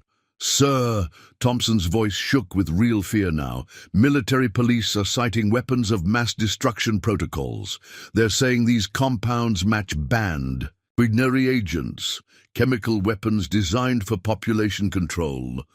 Kane's weapon trembled slightly as he gestured with his free hand, caught up in explaining the brilliance of his work. "Binary agents were just the beginning. We developed targeted neural suppressants that could adjust resistance patterns in specific demographic groups, the perfect solution to civil unrest, compliant populations that instinctively accept authority." Through the window, Sarah saw the final phase of her strategy unfolding. The military units were deploying specialized containment equipment, the kind used for chemical weapons sites. Dr. Rivera's findings had triggered multiple international treaty violations, and the approaching specialized teams meant this exposure would reach the highest levels of global oversight. What Kane couldn't know was that Sarah Mitchell hadn't spent the last 2 years just gathering evidence. She'd been meticulously documenting every aspect of their operation, building a case that would trigger specific military response protocols, the same protocols she'd helped design during her years in special operations. "The protocols," Kane demanded, momentarily remembering his immediate objective. "Sign them now, or your farm becomes another tragic accident, like everyone else who threatened our progress." Sarah's hand shook as she lifted the papers, maintaining her perfect cover while waiting for the precise moment to execute her final move. Sometimes victory required more than exposing truth. It required understanding exactly how that truth would be received by those with the power to act on it. Through the window, she saw her resistance network's coordinated efforts bearing fruit. Eleanor Chen's harvester had forced abandonment of crucial evidence sites. Thomas Walker's crowd had drawn media attention that couldn't be contained, and Dr. Rivera's unexpected arrival had provided the scientific credibility needed to trigger international response protocols. The ghost of a smile touched Sarah's lips, hidden by her trembling hands. Some victories were won not through direct confrontation, but through careful manipulation of systems and protocols. The security force was about to learn why military strategists had once called her the architect of enemy force dissolution, because every revelation, every response, every moment of their exposure had been precisely engineered for maximum effect. The morning sunlight streaming through the farmhouse windows had taken on a different quality as Sarah watched the military containment teams deploy. To Kane, it might have looked like the random positioning of response units. To her trained eye, it was the precise tactical formation she'd designed for containing chemical weapons sites, a protocol she'd written that was now being used exactly as intended. "Sir," Thompson's increasingly frantic voice came through the radio, "military intelligence is citing specific containment protocols. They're saying these match Strategic Operations Directive 459, something about specialized chemical weapons containment procedures." Sarah suppressed a smile. Directive 459, her directive, written during her years commanding Special Operations Response Teams. The same protocols she'd carefully engineered this entire exposure to trigger. Kane's weapon remained pressed against her temple, but his attention had shifted to the developing situation outside. "They can't contain this. The water modification program is too important. Too many powerful people are invested in its success." Through the window, Sarah watched her carefully orchestrated endgame continue to unfold. The military units were establishing a triple-layer containment perimeter, exactly as her protocols demanded. Dr. Rivera's mobile testing units were documenting chemical signatures that would trigger specific international responses. And the news crews were ensuring every revelation reached audiences that couldn't be silenced. "Sir," another voice joined the radio channel, "we've got specialized military units approaching from the north. Their tactical pattern It's like they know exactly where our security positions are. Of course they did, Sarah thought silently. She'd spent 2 years mapping every security force position, documenting every patrol pattern, identifying every weakness in their operation. The same strategic mind that had once coordinated international military operations was now directing their exposure. Impossible! Kane's scientific composure cracked further. Our security protocols are classified. Our positions are hidden. No one could predict our tactical responses. Sarah let her hand shake as she held the unsigned protocols, maintaining her frightened facade while her military-trained mind calculated precise timing. The security force wasn't just being contained, they were being systematically dismantled using the very protocols she'd designed for exactly this type of situation. "Sir," Thompson's voice carried real fear now. "These military units, their deployment pattern matches classified counterinsurgency protocols. They're anticipating every security response before we make it." Kane's weapon trembled slightly as he watched his operation unraveling. How? How are they predicting our every move?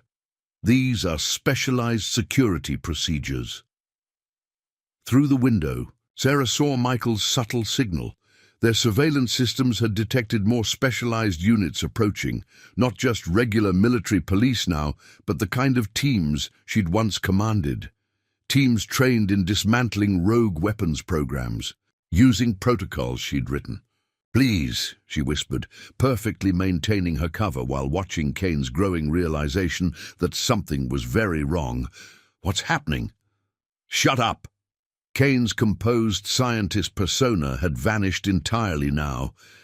"None of this makes sense. These military units are responding like they've been prepared, like they knew exactly what they'd find here." Sarah allowed a tremor to enter her voice, but her tactical mind was processing every development with practiced precision. "The water program, your tests. Someone must have discovered." "Impossible!" Kane's weapon shook slightly as his control continued to crumble. "Our security was perfect. Our protocols were unbreakable.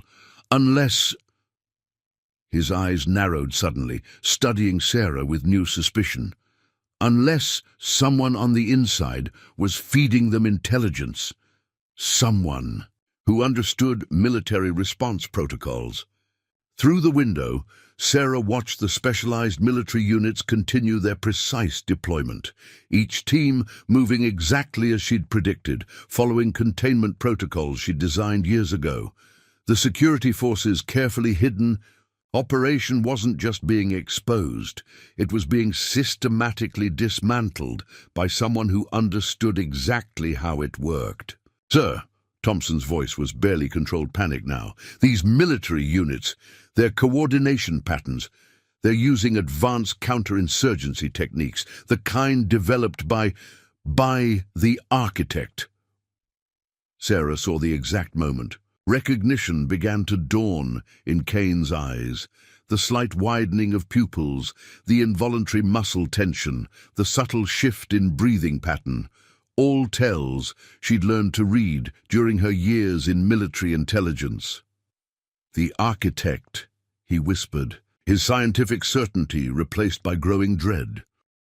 "The military strategist who designed modern counterinsurgency protocols, the one who wrote the manual on dismantling rogue weapons programs, the operative they called Ghost," Sarah finished softly, allowing her frightened farmer facade to slip ever so slightly. "Because if you saw her coming, it was already too late." Kane's weapon pressed harder against her temple, but Sarah could feel the tremor in his hand increasing. "That's impossible. The architect disappeared years ago, retired after the Helsinki operation." A ghost of a smile touched Sarah's lips as she watched realization continue to spread across Kane's face. Sometimes victory required perfect timing.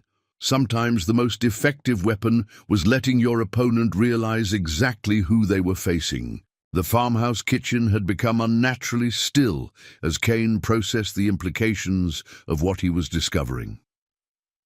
Sarah could read every micro-expression crossing his face, the widening eyes of recognition, the tightening jaw of fear, the slight pallor of someone realizing they'd walked into a perfectly engineered trap. "Sir," Thompson's voice cracked through the radio, "military intelligence is confirming these containment protocols match the architect's signature methods, the same techniques used in the Helsinki operation." Kane's weapon remained pressed against Sarah's temple, but his hand was shaking visibly now. Helsinki, the operation that exposed the first military behavior modification program, the one that led to the international ban on chemical compliance agents, the one that showed how vulnerable isolated communities were to unauthorized testing, Sarah said softly, letting her frightened farmer facade begin to dissolve. How easily corrupt officials could turn civilian populations into unwitting test subjects. Through the window, she watched her carefully orchestrated endgame continue to unfold. The military units were deploying in expanding circles, using the exact containment patterns she'd developed during her years commanding special operations teams. Dr. Rivera's testing units were documenting chemical signatures that would trigger specific international protocols, the same protocols Sarah had helped write after Helsinki. "Sir," another voice joined the radio channel, "we've got specialized teams approaching from multiple vectors. Their formation, it's like looking at the architect's tactical manual come to life." Kane's scientific certainty had crumbled completely now, replaced by growing horror as he studied Sarah's face. "The manual I memorized during Security Force training, the one that taught us how to identify and contain rogue weapons programs.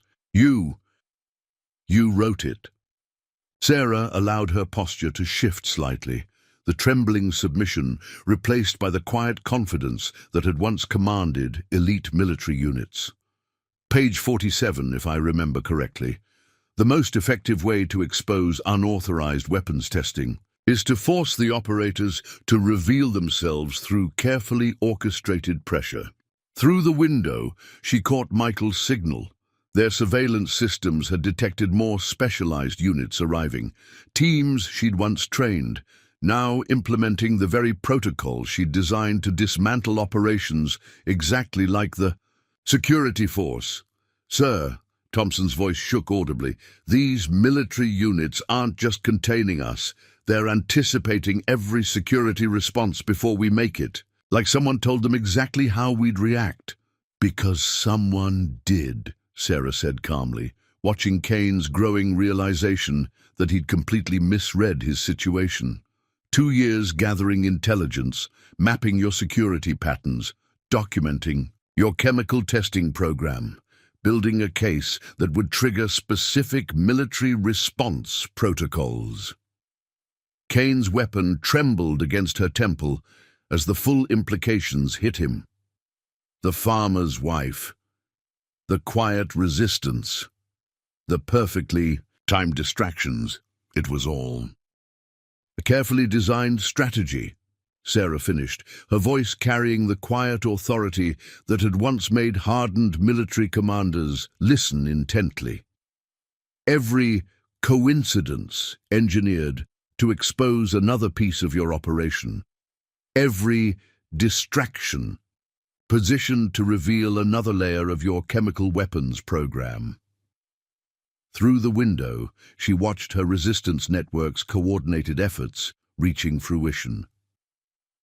Eleanor Chen's harvester had forced abandonment of crucial testing sites, allowing military teams to secure uncontaminated evidence. Thomas Walker's crowd had drawn media attention that couldn't be silenced or contained, and Dr. Rivera's unexpected arrival had provided the scientific validation needed to trigger international response protocols.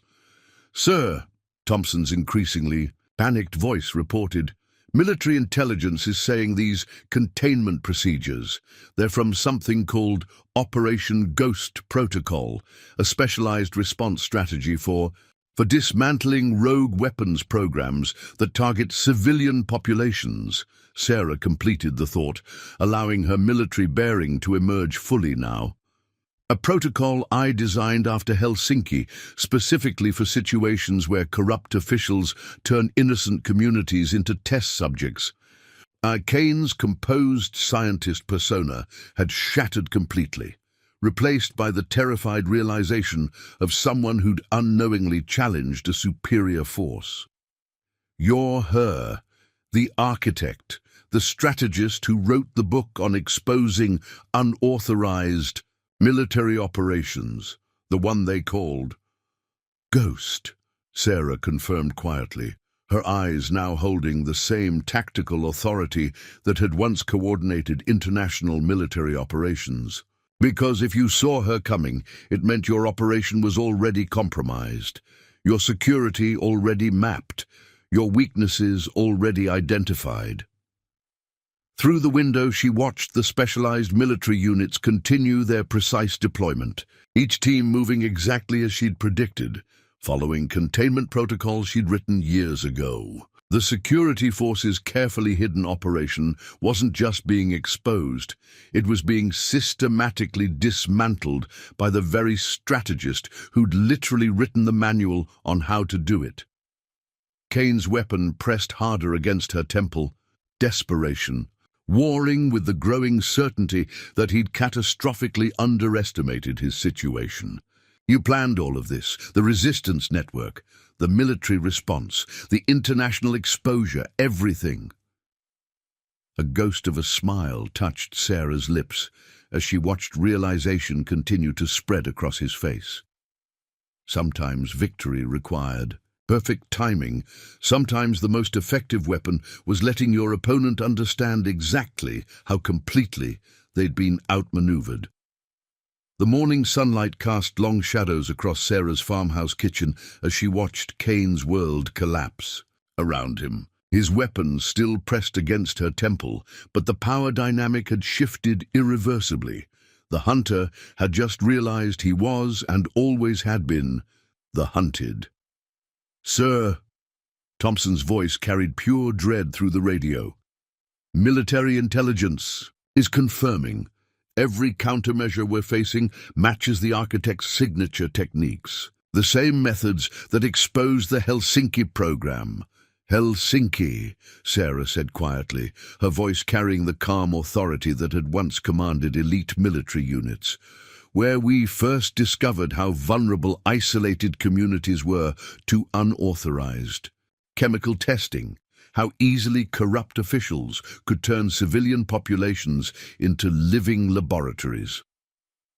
Kane's scientific composure had evaporated completely, replaced by the desperate calculation of someone trying to understand how thoroughly they'd been outmaneuvered. The protocols, the security procedures, everything we built was based on my tactical manual, Sarah finished, watching recognition continue to spread across his face. "Page 72, I believe. The most effective way to maintain security is to anticipate and prevent specialized military response protocols. The same protocols I designed specifically to dismantle operations exactly like yours." Through the window, she watched her carefully orchestrated endgame continue to unfold. The military units were implementing precise containment procedures she'd written years ago after discovering the first unauthorized chemical testing program. "Sir," another voice joined the radio channel, "we've lost contact with the secondary facilities. Military teams are securing the backup testing sites. They knew exactly where to look." "Of course they did," Sarah said calmly, letting her military bearing emerge fully now. 2 years mapping your operation, documenting your testing protocols, identifying every facility, every backup site, every contingency plan you created. Kane's weapon trembled slightly against her temple as the implications hit him.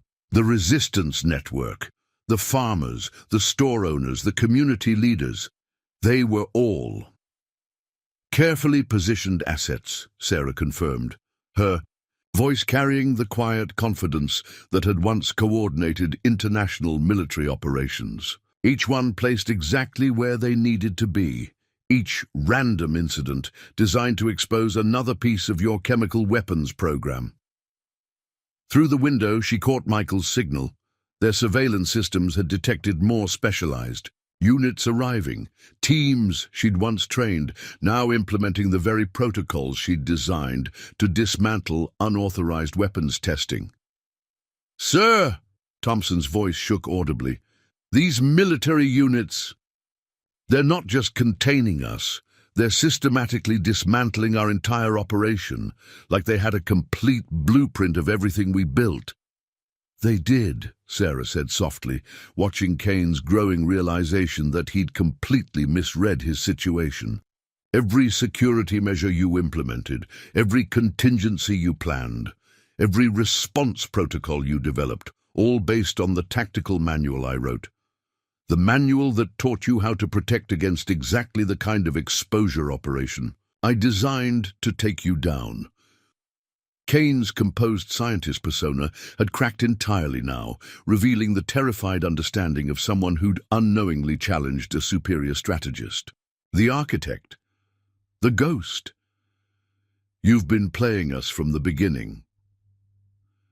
Through the window, Sarah watched her resistance network's coordinated efforts reaching their culmination. Eleanor Chen's harvester had forced abandonment of crucial testing sites, allowing military teams to secure uncontaminated evidence. Thomas Walker's crowd had drawn media attention that couldn't be contained, and Dr. Rivera's unexpected arrival had provided the scientific validation needed to trigger international response protocols. "It's over, Kane," Sarah said quietly, her eyes holding the same tactical authority that had once made military commanders listen intently. "Your chemical weapons program is exposed. Your testing facilities are compromised. Your security protocols are useless against the very person who wrote them." Kane's weapon pressed harder against her temple, desperation warring with the growing certainty that he'd catastrophically underestimated his opponent. "You engineered everything, the resistance, the military response, the international exposure. You designed every moment leading to this." A ghost of a smile touched Sarah's lips as she watched realization continue to spread across his face. "That's why they called me the architect, because by the time you realized your operation was compromised, it was already too late to prevent its collapse." Through the window, she watched the specialized military units continue their precise deployment. Each team moving exactly as she'd predicted, following containment protocols she'd written years ago. The security force's carefully hidden operation wasn't just being exposed, it was being systematically dismantled by the very strategist who'd literally written the manual on how to do it. "Sir," Thompson's voice carried final defeat, "military intelligence is implementing something called the Ghost Protocol. They're saying it's a specialized response strategy designed specifically for dismantling rogue weapons programs that target civilian populations." Sarah completed the thought, her military bearing now fully evident. "A protocol I created after Helsinki, ensuring no corrupt organization could ever again turn innocent communities into unwitting test subjects without facing precisely engineered consequences." The farmhouse kitchen had become a tactical command center of Sarah's own design, though Kane was only now beginning to understand that fact. His weapon remained pressed against her temple, but the tremor in his hand had become pronounced as he watched his carefully constructed operation systematically dismantled by its own creator. "Sir," Thompson's voice cracked through the radio. "With growing desperation, military intelligence is implementing full containment protocols. They're saying these match-advanced counterinsurgency procedures developed by the architect herself Counter-insurgency procedures I designed specifically for this type of situation, Sarah said calmly, her military bearing now fully evident. Page 89 of the tactical manual, I believe. When confronting unauthorized weapons programs, systematic containment must precede direct intervention. Kane's scientific detachment had crumbled completely, replaced by the frantic calculation of someone trying to find an escape route that didn't exist. The manual, our entire security protocol, was based on your tactical guidelines. The guidelines I wrote, Sarah confirmed, watching his growing realization that he'd built his entire operation using procedures specifically designed to fail against her methods. Every security measure you implemented, every contingency you planned, every response protocol you developed, all based on the manual I created to teach military units how to identify and dismantle operations exactly like yours. Through the window, she watched her carefully orchestrated endgame continue to unfold.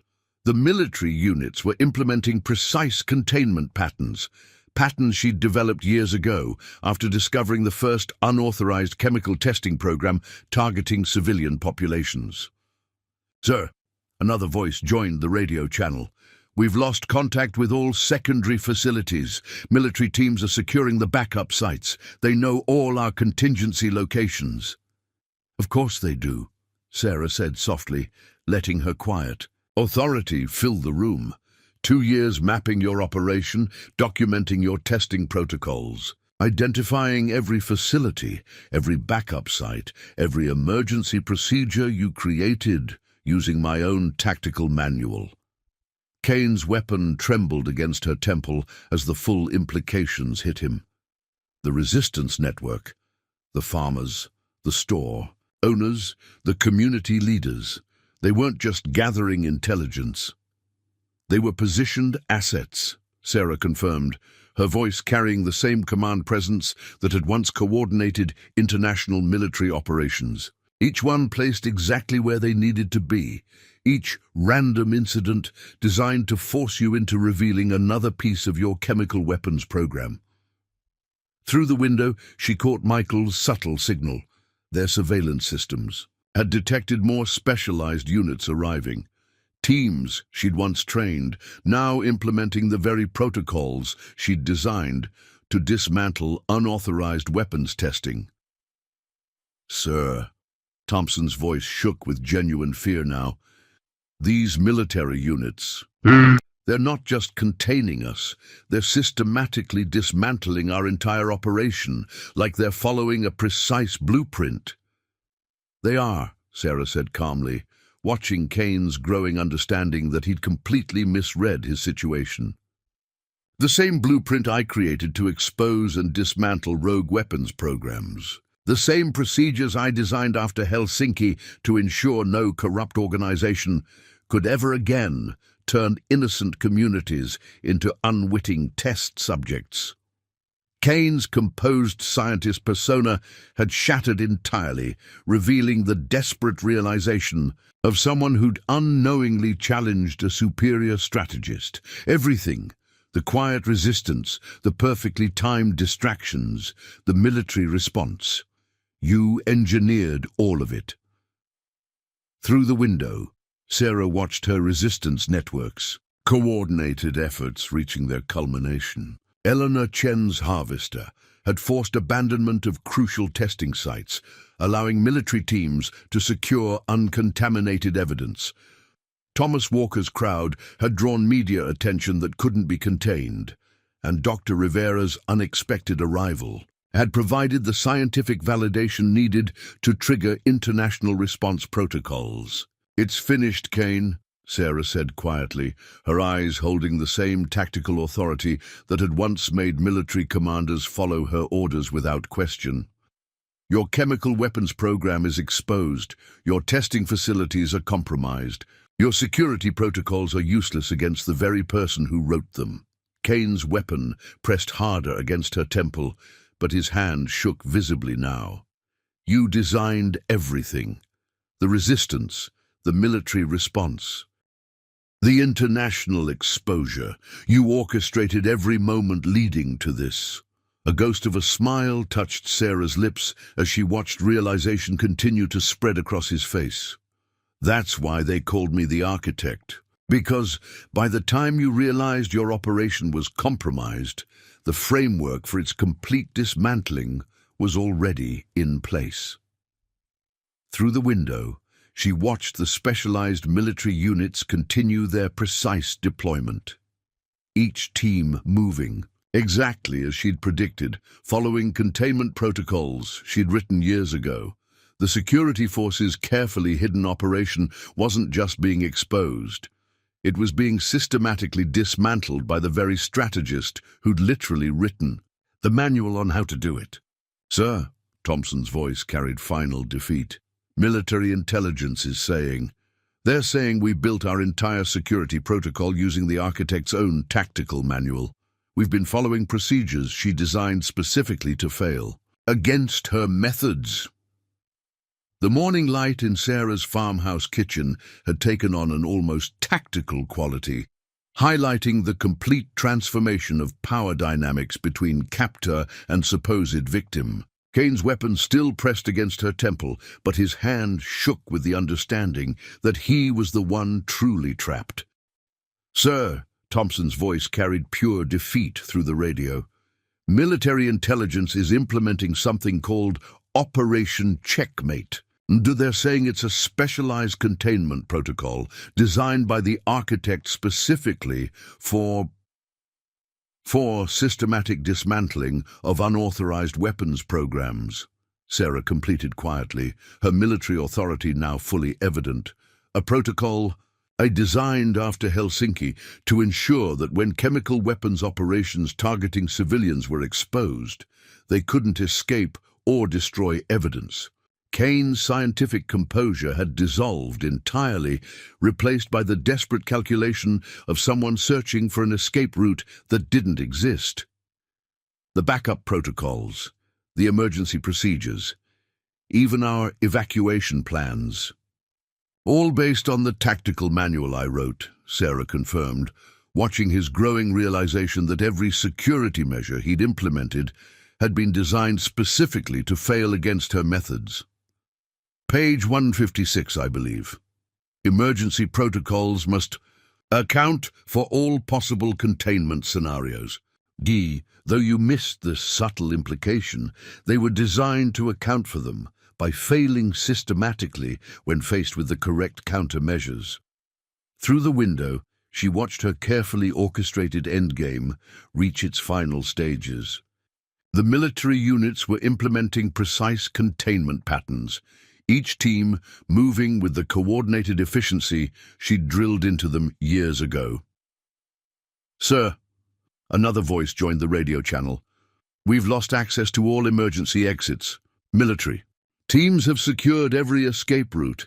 They knew exactly where our evacuation corridors were." "Duh." "Of course they did," Sarah said calmly, her voice carrying the quiet authority that had once commanded elite military units. "Because you built them exactly where my tactical manual suggested. The same manual that taught military teams how to identify and neutralize those exact escape routes." Kane's weapon trembled against her temple as the full implications of his situation became clear.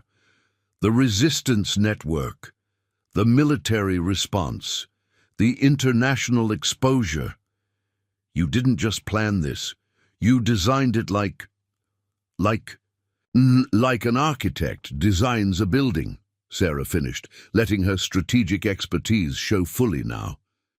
Every support structure placed precisely where it needed to be, every pressure point identified and prepared, every response calculated and accounted for. Through the window, she caught Michael's signal. Their surveillance systems had detected the final phase of military deployment beginning. Special units she'd once trained, now implementing the very protocols she'd designed to ensure complete containment. "Sir," Thompson's voice shook with genuine fear, "these military units, They're not just containing us, they're implementing some kind of predetermined tactical sequence, like they're following a script. They are, Sarah confirmed, watching Kane's growing understanding that he'd been outmaneuvered at every possible level. The same tactical sequence I designed to systematically dismantle unauthorized weapons programs. Each move calculated, each response anticipated, each escape route closed before you even knew you'd need it. Kane's scientist persona had cracked completely, revealing the desperate realization of someone who'd unknowingly challenged a superior strategic mind. Everything, every security measure, every contingency plan, every response protocol. You wrote them all. Through the window, Sarah watched her resistance network's final moves playing out perfectly. Eleanor Chen's harvester had blocked the last potential escape route. Thomas Walker's crowd had drawn enough media attention to prevent any desperate violence, and Dr. Rivera's presence had triggered the international protocols needed for complete exposure. "It's over, Kane," Sarah said quietly, her eyes holding the same tactical authority that had once coordinated international military operations. "Your chemical weapons program isn't just exposed, it's been systematically dismantled, using procedures specifically designed to ensure its complete collapse." Kane's weapon pressed harder against her temple, desperation warring with the understanding that he had no remaining options. "You engineered everything. The quiet resistance, the military response, the international exposure. You designed every moment leading to this." Damn. A ghost of a smile touched Sarah's lips as she watched the final realization spread across his face. "That's why they called me the architect, because by the time you understood how completely you'd been outmaneuvered, the framework for your operation's total dismantling was already in place." Through the window, she watched the specialized military units complete their final deployment. Each team positioned exactly where she'd planned, following containment protocols she'd written. Years ago, the security force's carefully hidden operation wasn't just being exposed, it was being systematically taken apart by the very strategist who'd literally written the manual on how to do it. "Sir," Thompson's voice carried ultimate defeat. "Military intelligence is saying. They're saying we've been operating inside a tactical framework designed specifically for our containment. Every procedure we implemented, every security measure we created, was designed to fail," Sarah completed calmly, her military bearing now fully evident. "Each protocol carefully crafted to collapse when faced with the correct countermeasures. Countermeasures I designed specifically for this moment.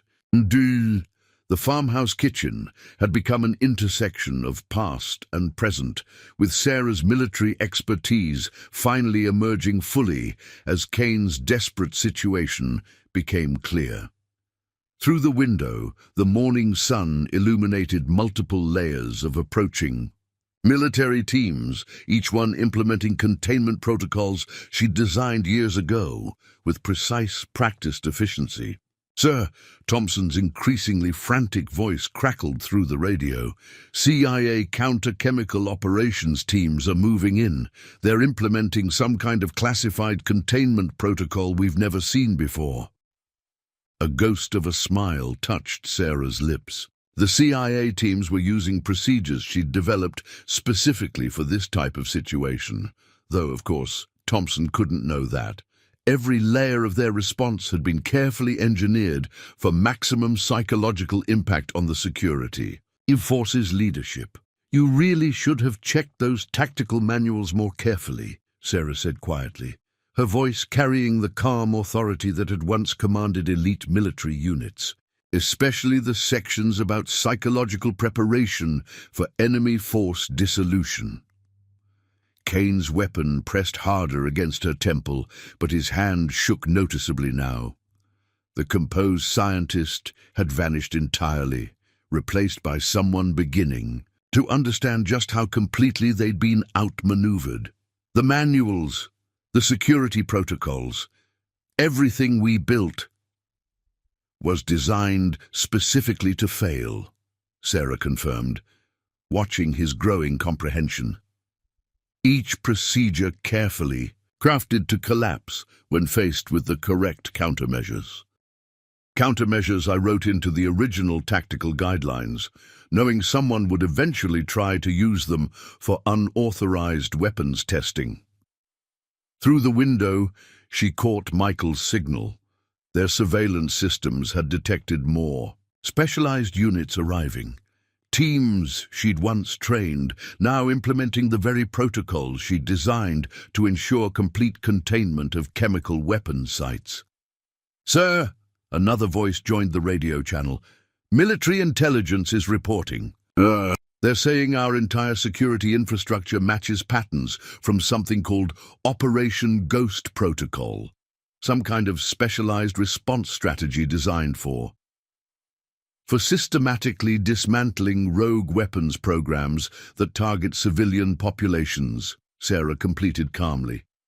"A protocol I created after Helsinki, ensuring no corrupt organization could ever again use isolated communities as unwitting test subjects without facing precisely engineered consequences." Kane's scientific detachment crumbled further as he watched military teams secure every potential escape route. "You're lying. The architect disappeared years ago, retired after exposing the Helsinki program. There's no way." The architect retired," Sarah agreed, her military bearing now fully evident. "But that's exactly what made this operation possible. Who would suspect a quiet farmer's wife of being the same strategist who wrote the manual on dismantling unauthorized weapons programs? The same tactical expert who designed the very security protocols you've been using." Through the window, she watched her carefully orchestrated endgame continue to unfold. Eleanor Chen's harvester had blocked the last viable escape route. Thomas Walker's crowd had drawn enough media attention to prevent any desperate violence. And Dr. Rivera's presence had triggered the international protocols needed for complete exposure. "Sir," Thompson's voice shook audibly now, "CIA teams are implementing some kind of specialized containment sequence. Their movements. It's like they know exactly what we're going to do before we do it." "Of course they do," Sarah said softly, watching Kane's growing realization that he had no remaining options. "Because you built your entire security system, using procedures I designed specifically to fail against these exact countermeasures. Every response you might try, every escape route you might take, every contingency you might implement, all of it was engineered to collapse at precisely this moment." Kane's weapon trembled against her temple as the full implications hit him. The quiet resistance, the military response, the international exposure. You designed all of it, every moment leading to this.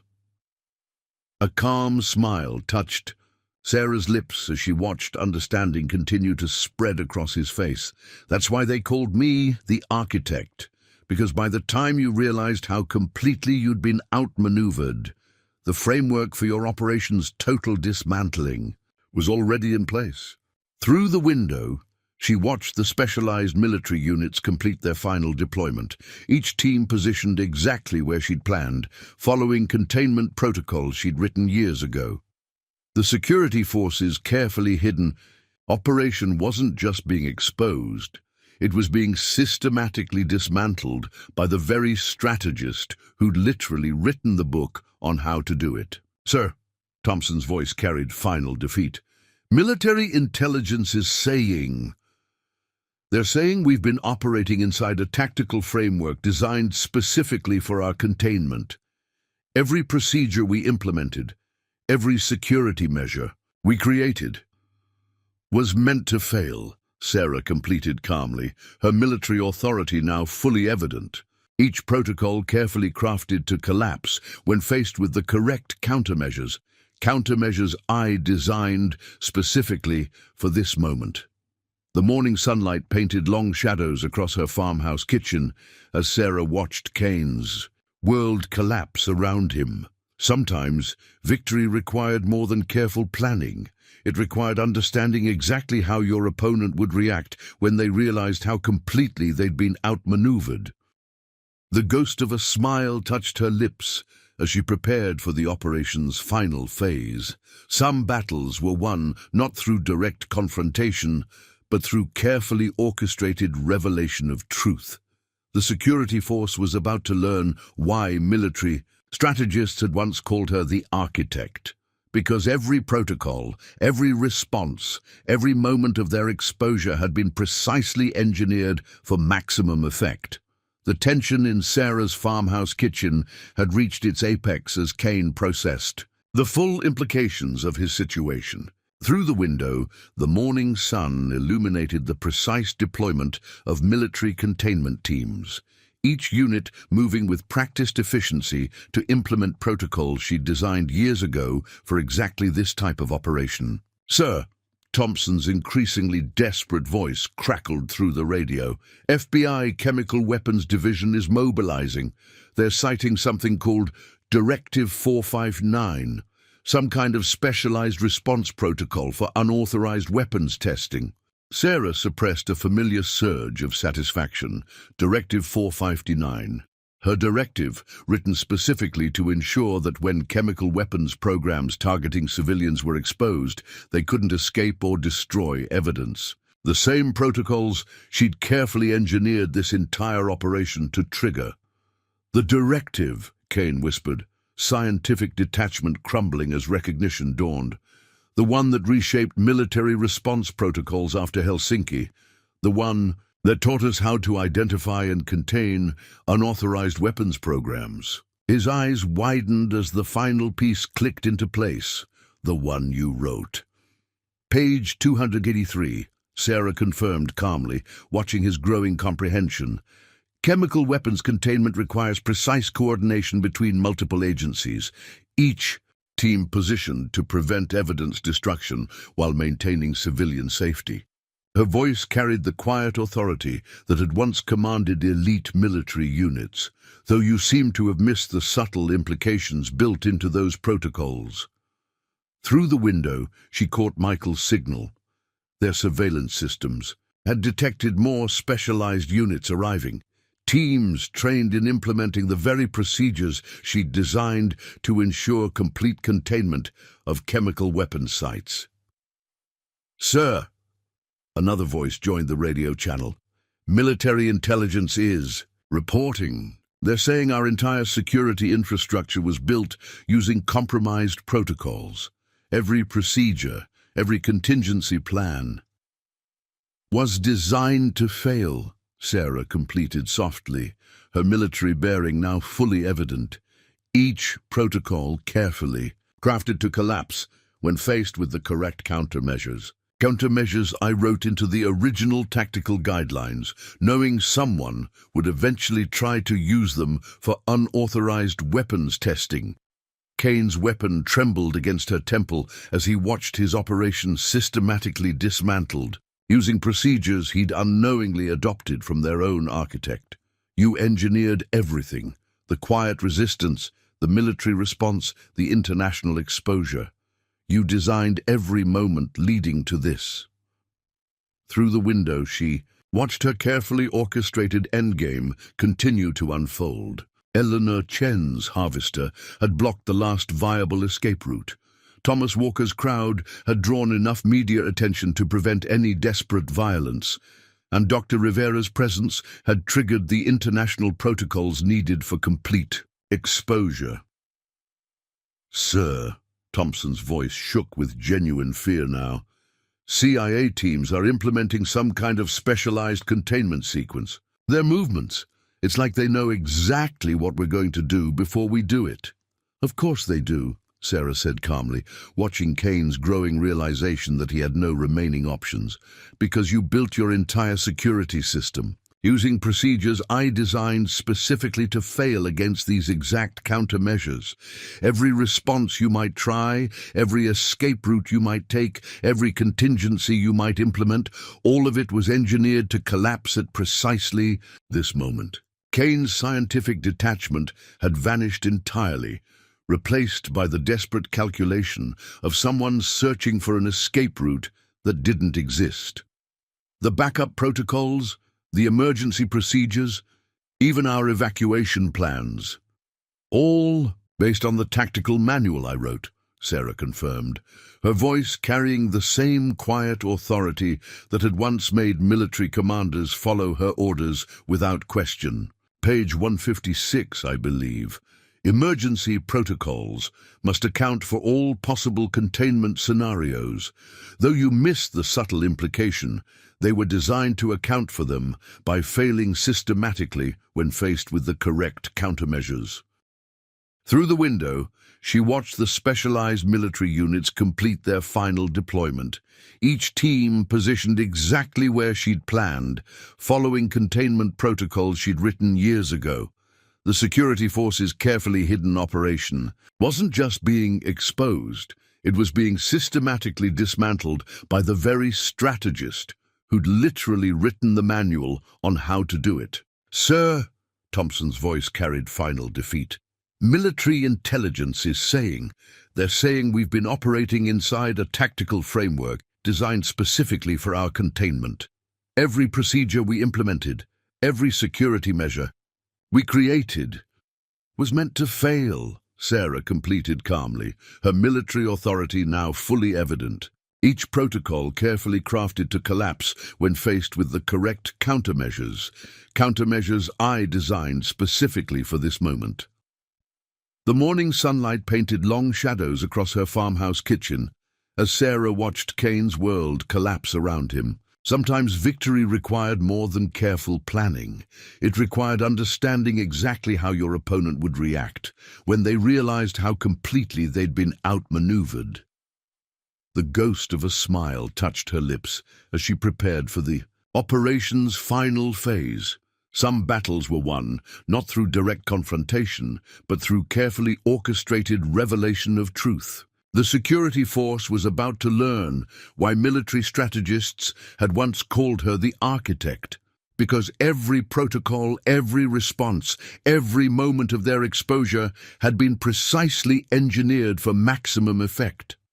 Kane's weapon pressed harder against her temple, but his hand shook visibly now. "You planned all of this, everything we built, everything we created. It was all designed to fail."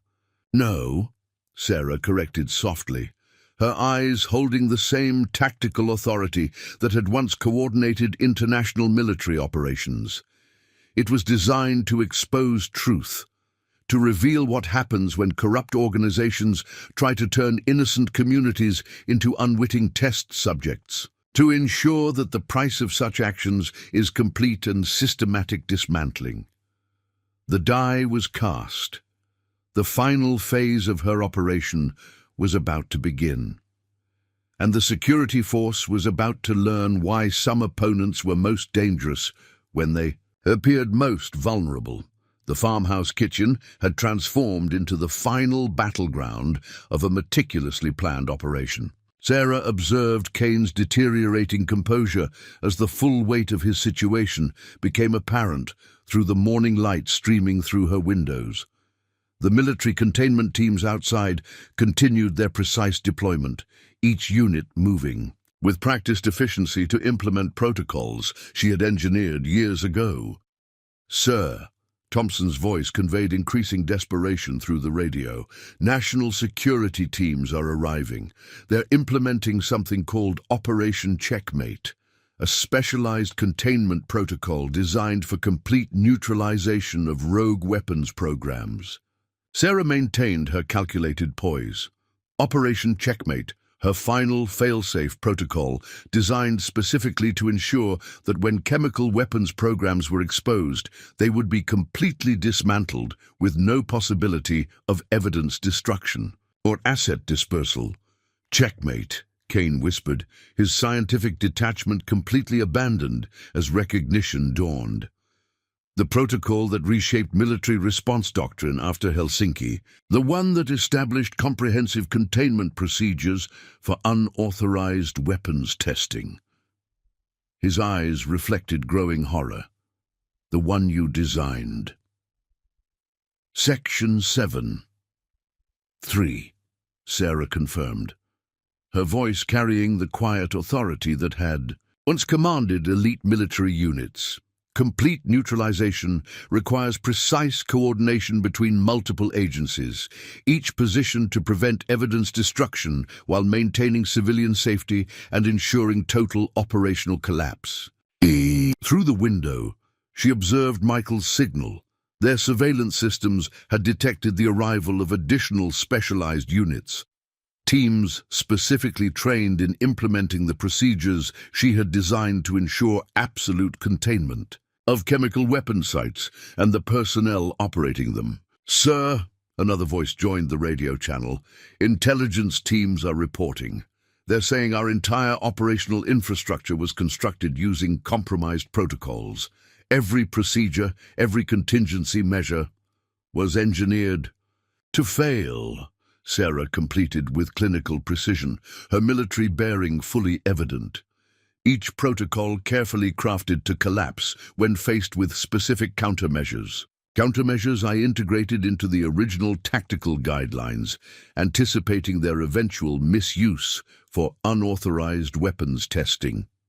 Kane's weapon trembled against her temple as he watched his operations systematically dismantled using procedures he had unknowingly adopted from their architect. "You orchestrated everything, the resistance network, the military response, the international exposure. You designed every moment leading to this conclusion."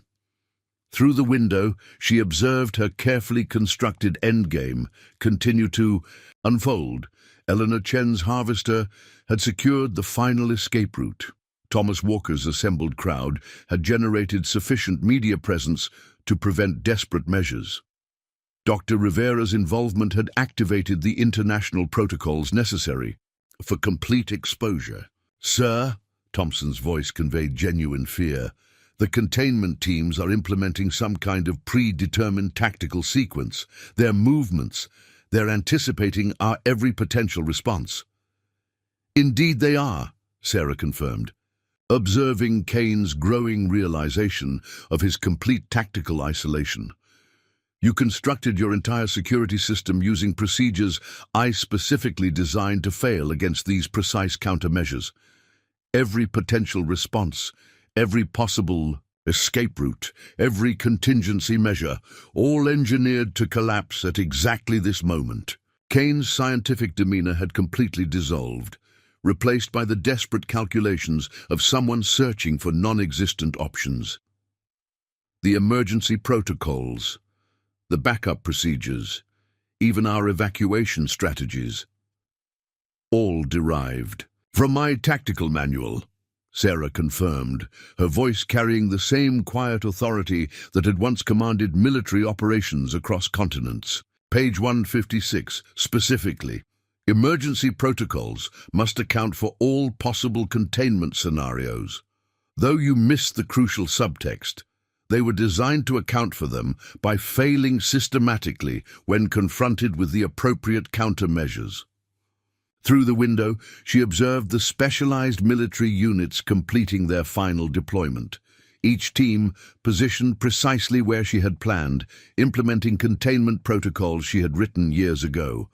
The security force's carefully concealed operation wasn't merely being exposed, it was being systematically dismantled by the very strategist who had literally written the manual on its destruction. "Sir," Thompson's voice conveyed final defeat, "intelligence is confirming. We've been operating within a tactical framework specifically designed for our containment. Every procedure we implemented, every security measure we established, was intended to fail," Sarah completed with professional detachment, her military authority now fully evident. Each protocol carefully crafted to collapse when faced with specific countermeasures I designed precisely for this moment. The morning sunlight cast long shadows across her farmhouse kitchen as Sarah observed Kane's realization of his complete tactical defeat. Sometimes victory required more than meticulous planning. It required understanding. exactly how your opponent would react when they realized the extent of their outmaneuvering. A subtle smile touched her lips as she prepared for the operation's final phase. Some victories were achieved not through direct confrontation, but through carefully orchestrated revelation of truth. The security force was about to learn why. Military strategists had once designated her as the architect, because every protocol, every response, every moment of their exposure had been precisely engineered for maximum strategic effect. The morning sun cast definitive shadows across Sarah's farmhouse kitchen as the operation reached its culmination. Through decades of military strategy, she had learned that the most decisive moment often came when your opponent finally understood the full scope of their defeat. As Kane's weapon trembled against her temple, that moment had arrived. "Sir," Thompson's voice conveyed complete resignation through the radio, "the Pentagon has officially activated Protocol Zero. They're saying this is now classified as a national security incident involving unauthorized weapons testing on civilian populations." Sarah maintained her calculated poise. Protocol Zero, the final measure she had designed specifically for situations where corrupt officials turned innocent communities into unwitting test subjects. The protocol that ensured complete exposure and accountability at the highest levels. "It's impossible," Kane whispered, his scientific detachment abandoned entirely as comprehension dawned. "The protocol that reshaped military response doctrine after Helsinki, the one that established comprehensive containment and prosecution procedures for unauthorized weapons testing." His voice trailed off as the last piece fell into place. "The one you created." "Article 12, Sarah confirmed, her voice carrying the quiet authority that had once commanded elite military units. "When unauthorized weapons testing targets civilian populations, the response must ensure not just containment, but complete systemic dismantling and full accountability." "Masham." Through the window, she observed Michael's final signal. Their surveillance systems had detected the arrival of specialized prosecution teams, units trained specifically in implementing the procedures she had designed to ensure that those responsible for chemical weapons testing faced international justice. "Sir," another voice joined the radio channel, "federal prosecutors are on site. They're citing violations of multiple international conventions, chemical weapons treaties, human rights protocols." "All the evidence has been systematically documented," Sarah stated with professional precision, her military bearing fully evident. "Every test, every modification, every decision to use civilian water supplies for unauthorized weapons development, all preserved and prepared for international prosecution." Kane's weapon shook noticeably against her temple as he watched the final phase of his operation's dismantling unfold. "You didn't just expose our program, you engineered its complete destruction. The resistance network, the military response, the international prosecution. You designed every moment leading to this." Through the window, she observed her carefully orchestrated endgame reach its conclusion. The specialized military units had secured all testing facilities. Federal prosecutors were gathering documented evidence. International observers were ensuring complete transparency in the exposure of the security force's weapons program. "Sir," Thompson's voice conveyed final acceptance, "military intelligence has confirmed this entire operation was orchestrated using the architect's own protocols. Every security measure we implemented, every contingency we planned, was designed specifically to ensure accountability."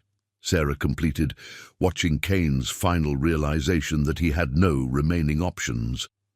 Each protocol carefully crafted to preserve evidence while preventing any possibility of escape or concealment. The morning sunlight illuminated her farmhouse kitchen as Sarah prepared for the operation's final moments. Sometimes justice required more than mere exposure. It required ensuring that those responsible faced full consequences for their actions. The security force was about to learn why military strategists had designated her the architect, because every protocol, every response, every moment of their revelation had been precisely engineered to ensure complete justice. "It's finished," Sarah stated quietly, her voice carrying the same authority that had once coordinated international military operations. "Your weapons program is exposed. Your testing facilities are secured. Your actions will face international prosecution. The communities you targeted will see justice served." Kane's weapon lowered slowly as the final weight of defeat settled over him. The composed scientist, the confident security commander, had been replaced by someone who understood that they had been systematically outmaneuvered by a superior strategist. The farmhouse kitchen fell silent as specialized units moved in to take Kane into custody. Sarah watched calmly as the man who had threatened her community was led away to face justice. Sometimes victory required patience. Sometimes the most effective revolution came not through direct confrontation, but through carefully orchestrated exposure of truth. As the morning sun continued its ascent over her farm, Sarah Mitchell, the legendary architect, allowed herself a moment of quiet satisfaction. The communities targeted by the security force's weapons program would see justice served. The officials who had turned innocent civilians into test subjects would face international prosecution. And the tactical protocols she had designed would ensure this type of operation could never again target vulnerable populations without facing precisely engineered consequences. The ghost of a smile touched her lips as she watched the military units complete their final containment procedures. Some victories were won not through force, but through careful design. Some battles required not a warrior, but an architect, someone who could construct a framework for justice so precise that by the time the enemy realized they had been outmaneuvered, their defeat was already complete. Sarah Mitchell returned to being a farmer's wife, but her impact would continue through the protocols she had designed and the justice they helped secure. The security force had learned why military strategists had called her the architect, because when she designed your downfall, it was already too late to escape the consequences of your actions. Up next, you've got two more standout stories right on your screen. If this one hit the mark, you won't want to pass these up. Just click and check them out. And don't forget to subscribe and turn on the notification bell so you don't miss any upload from us.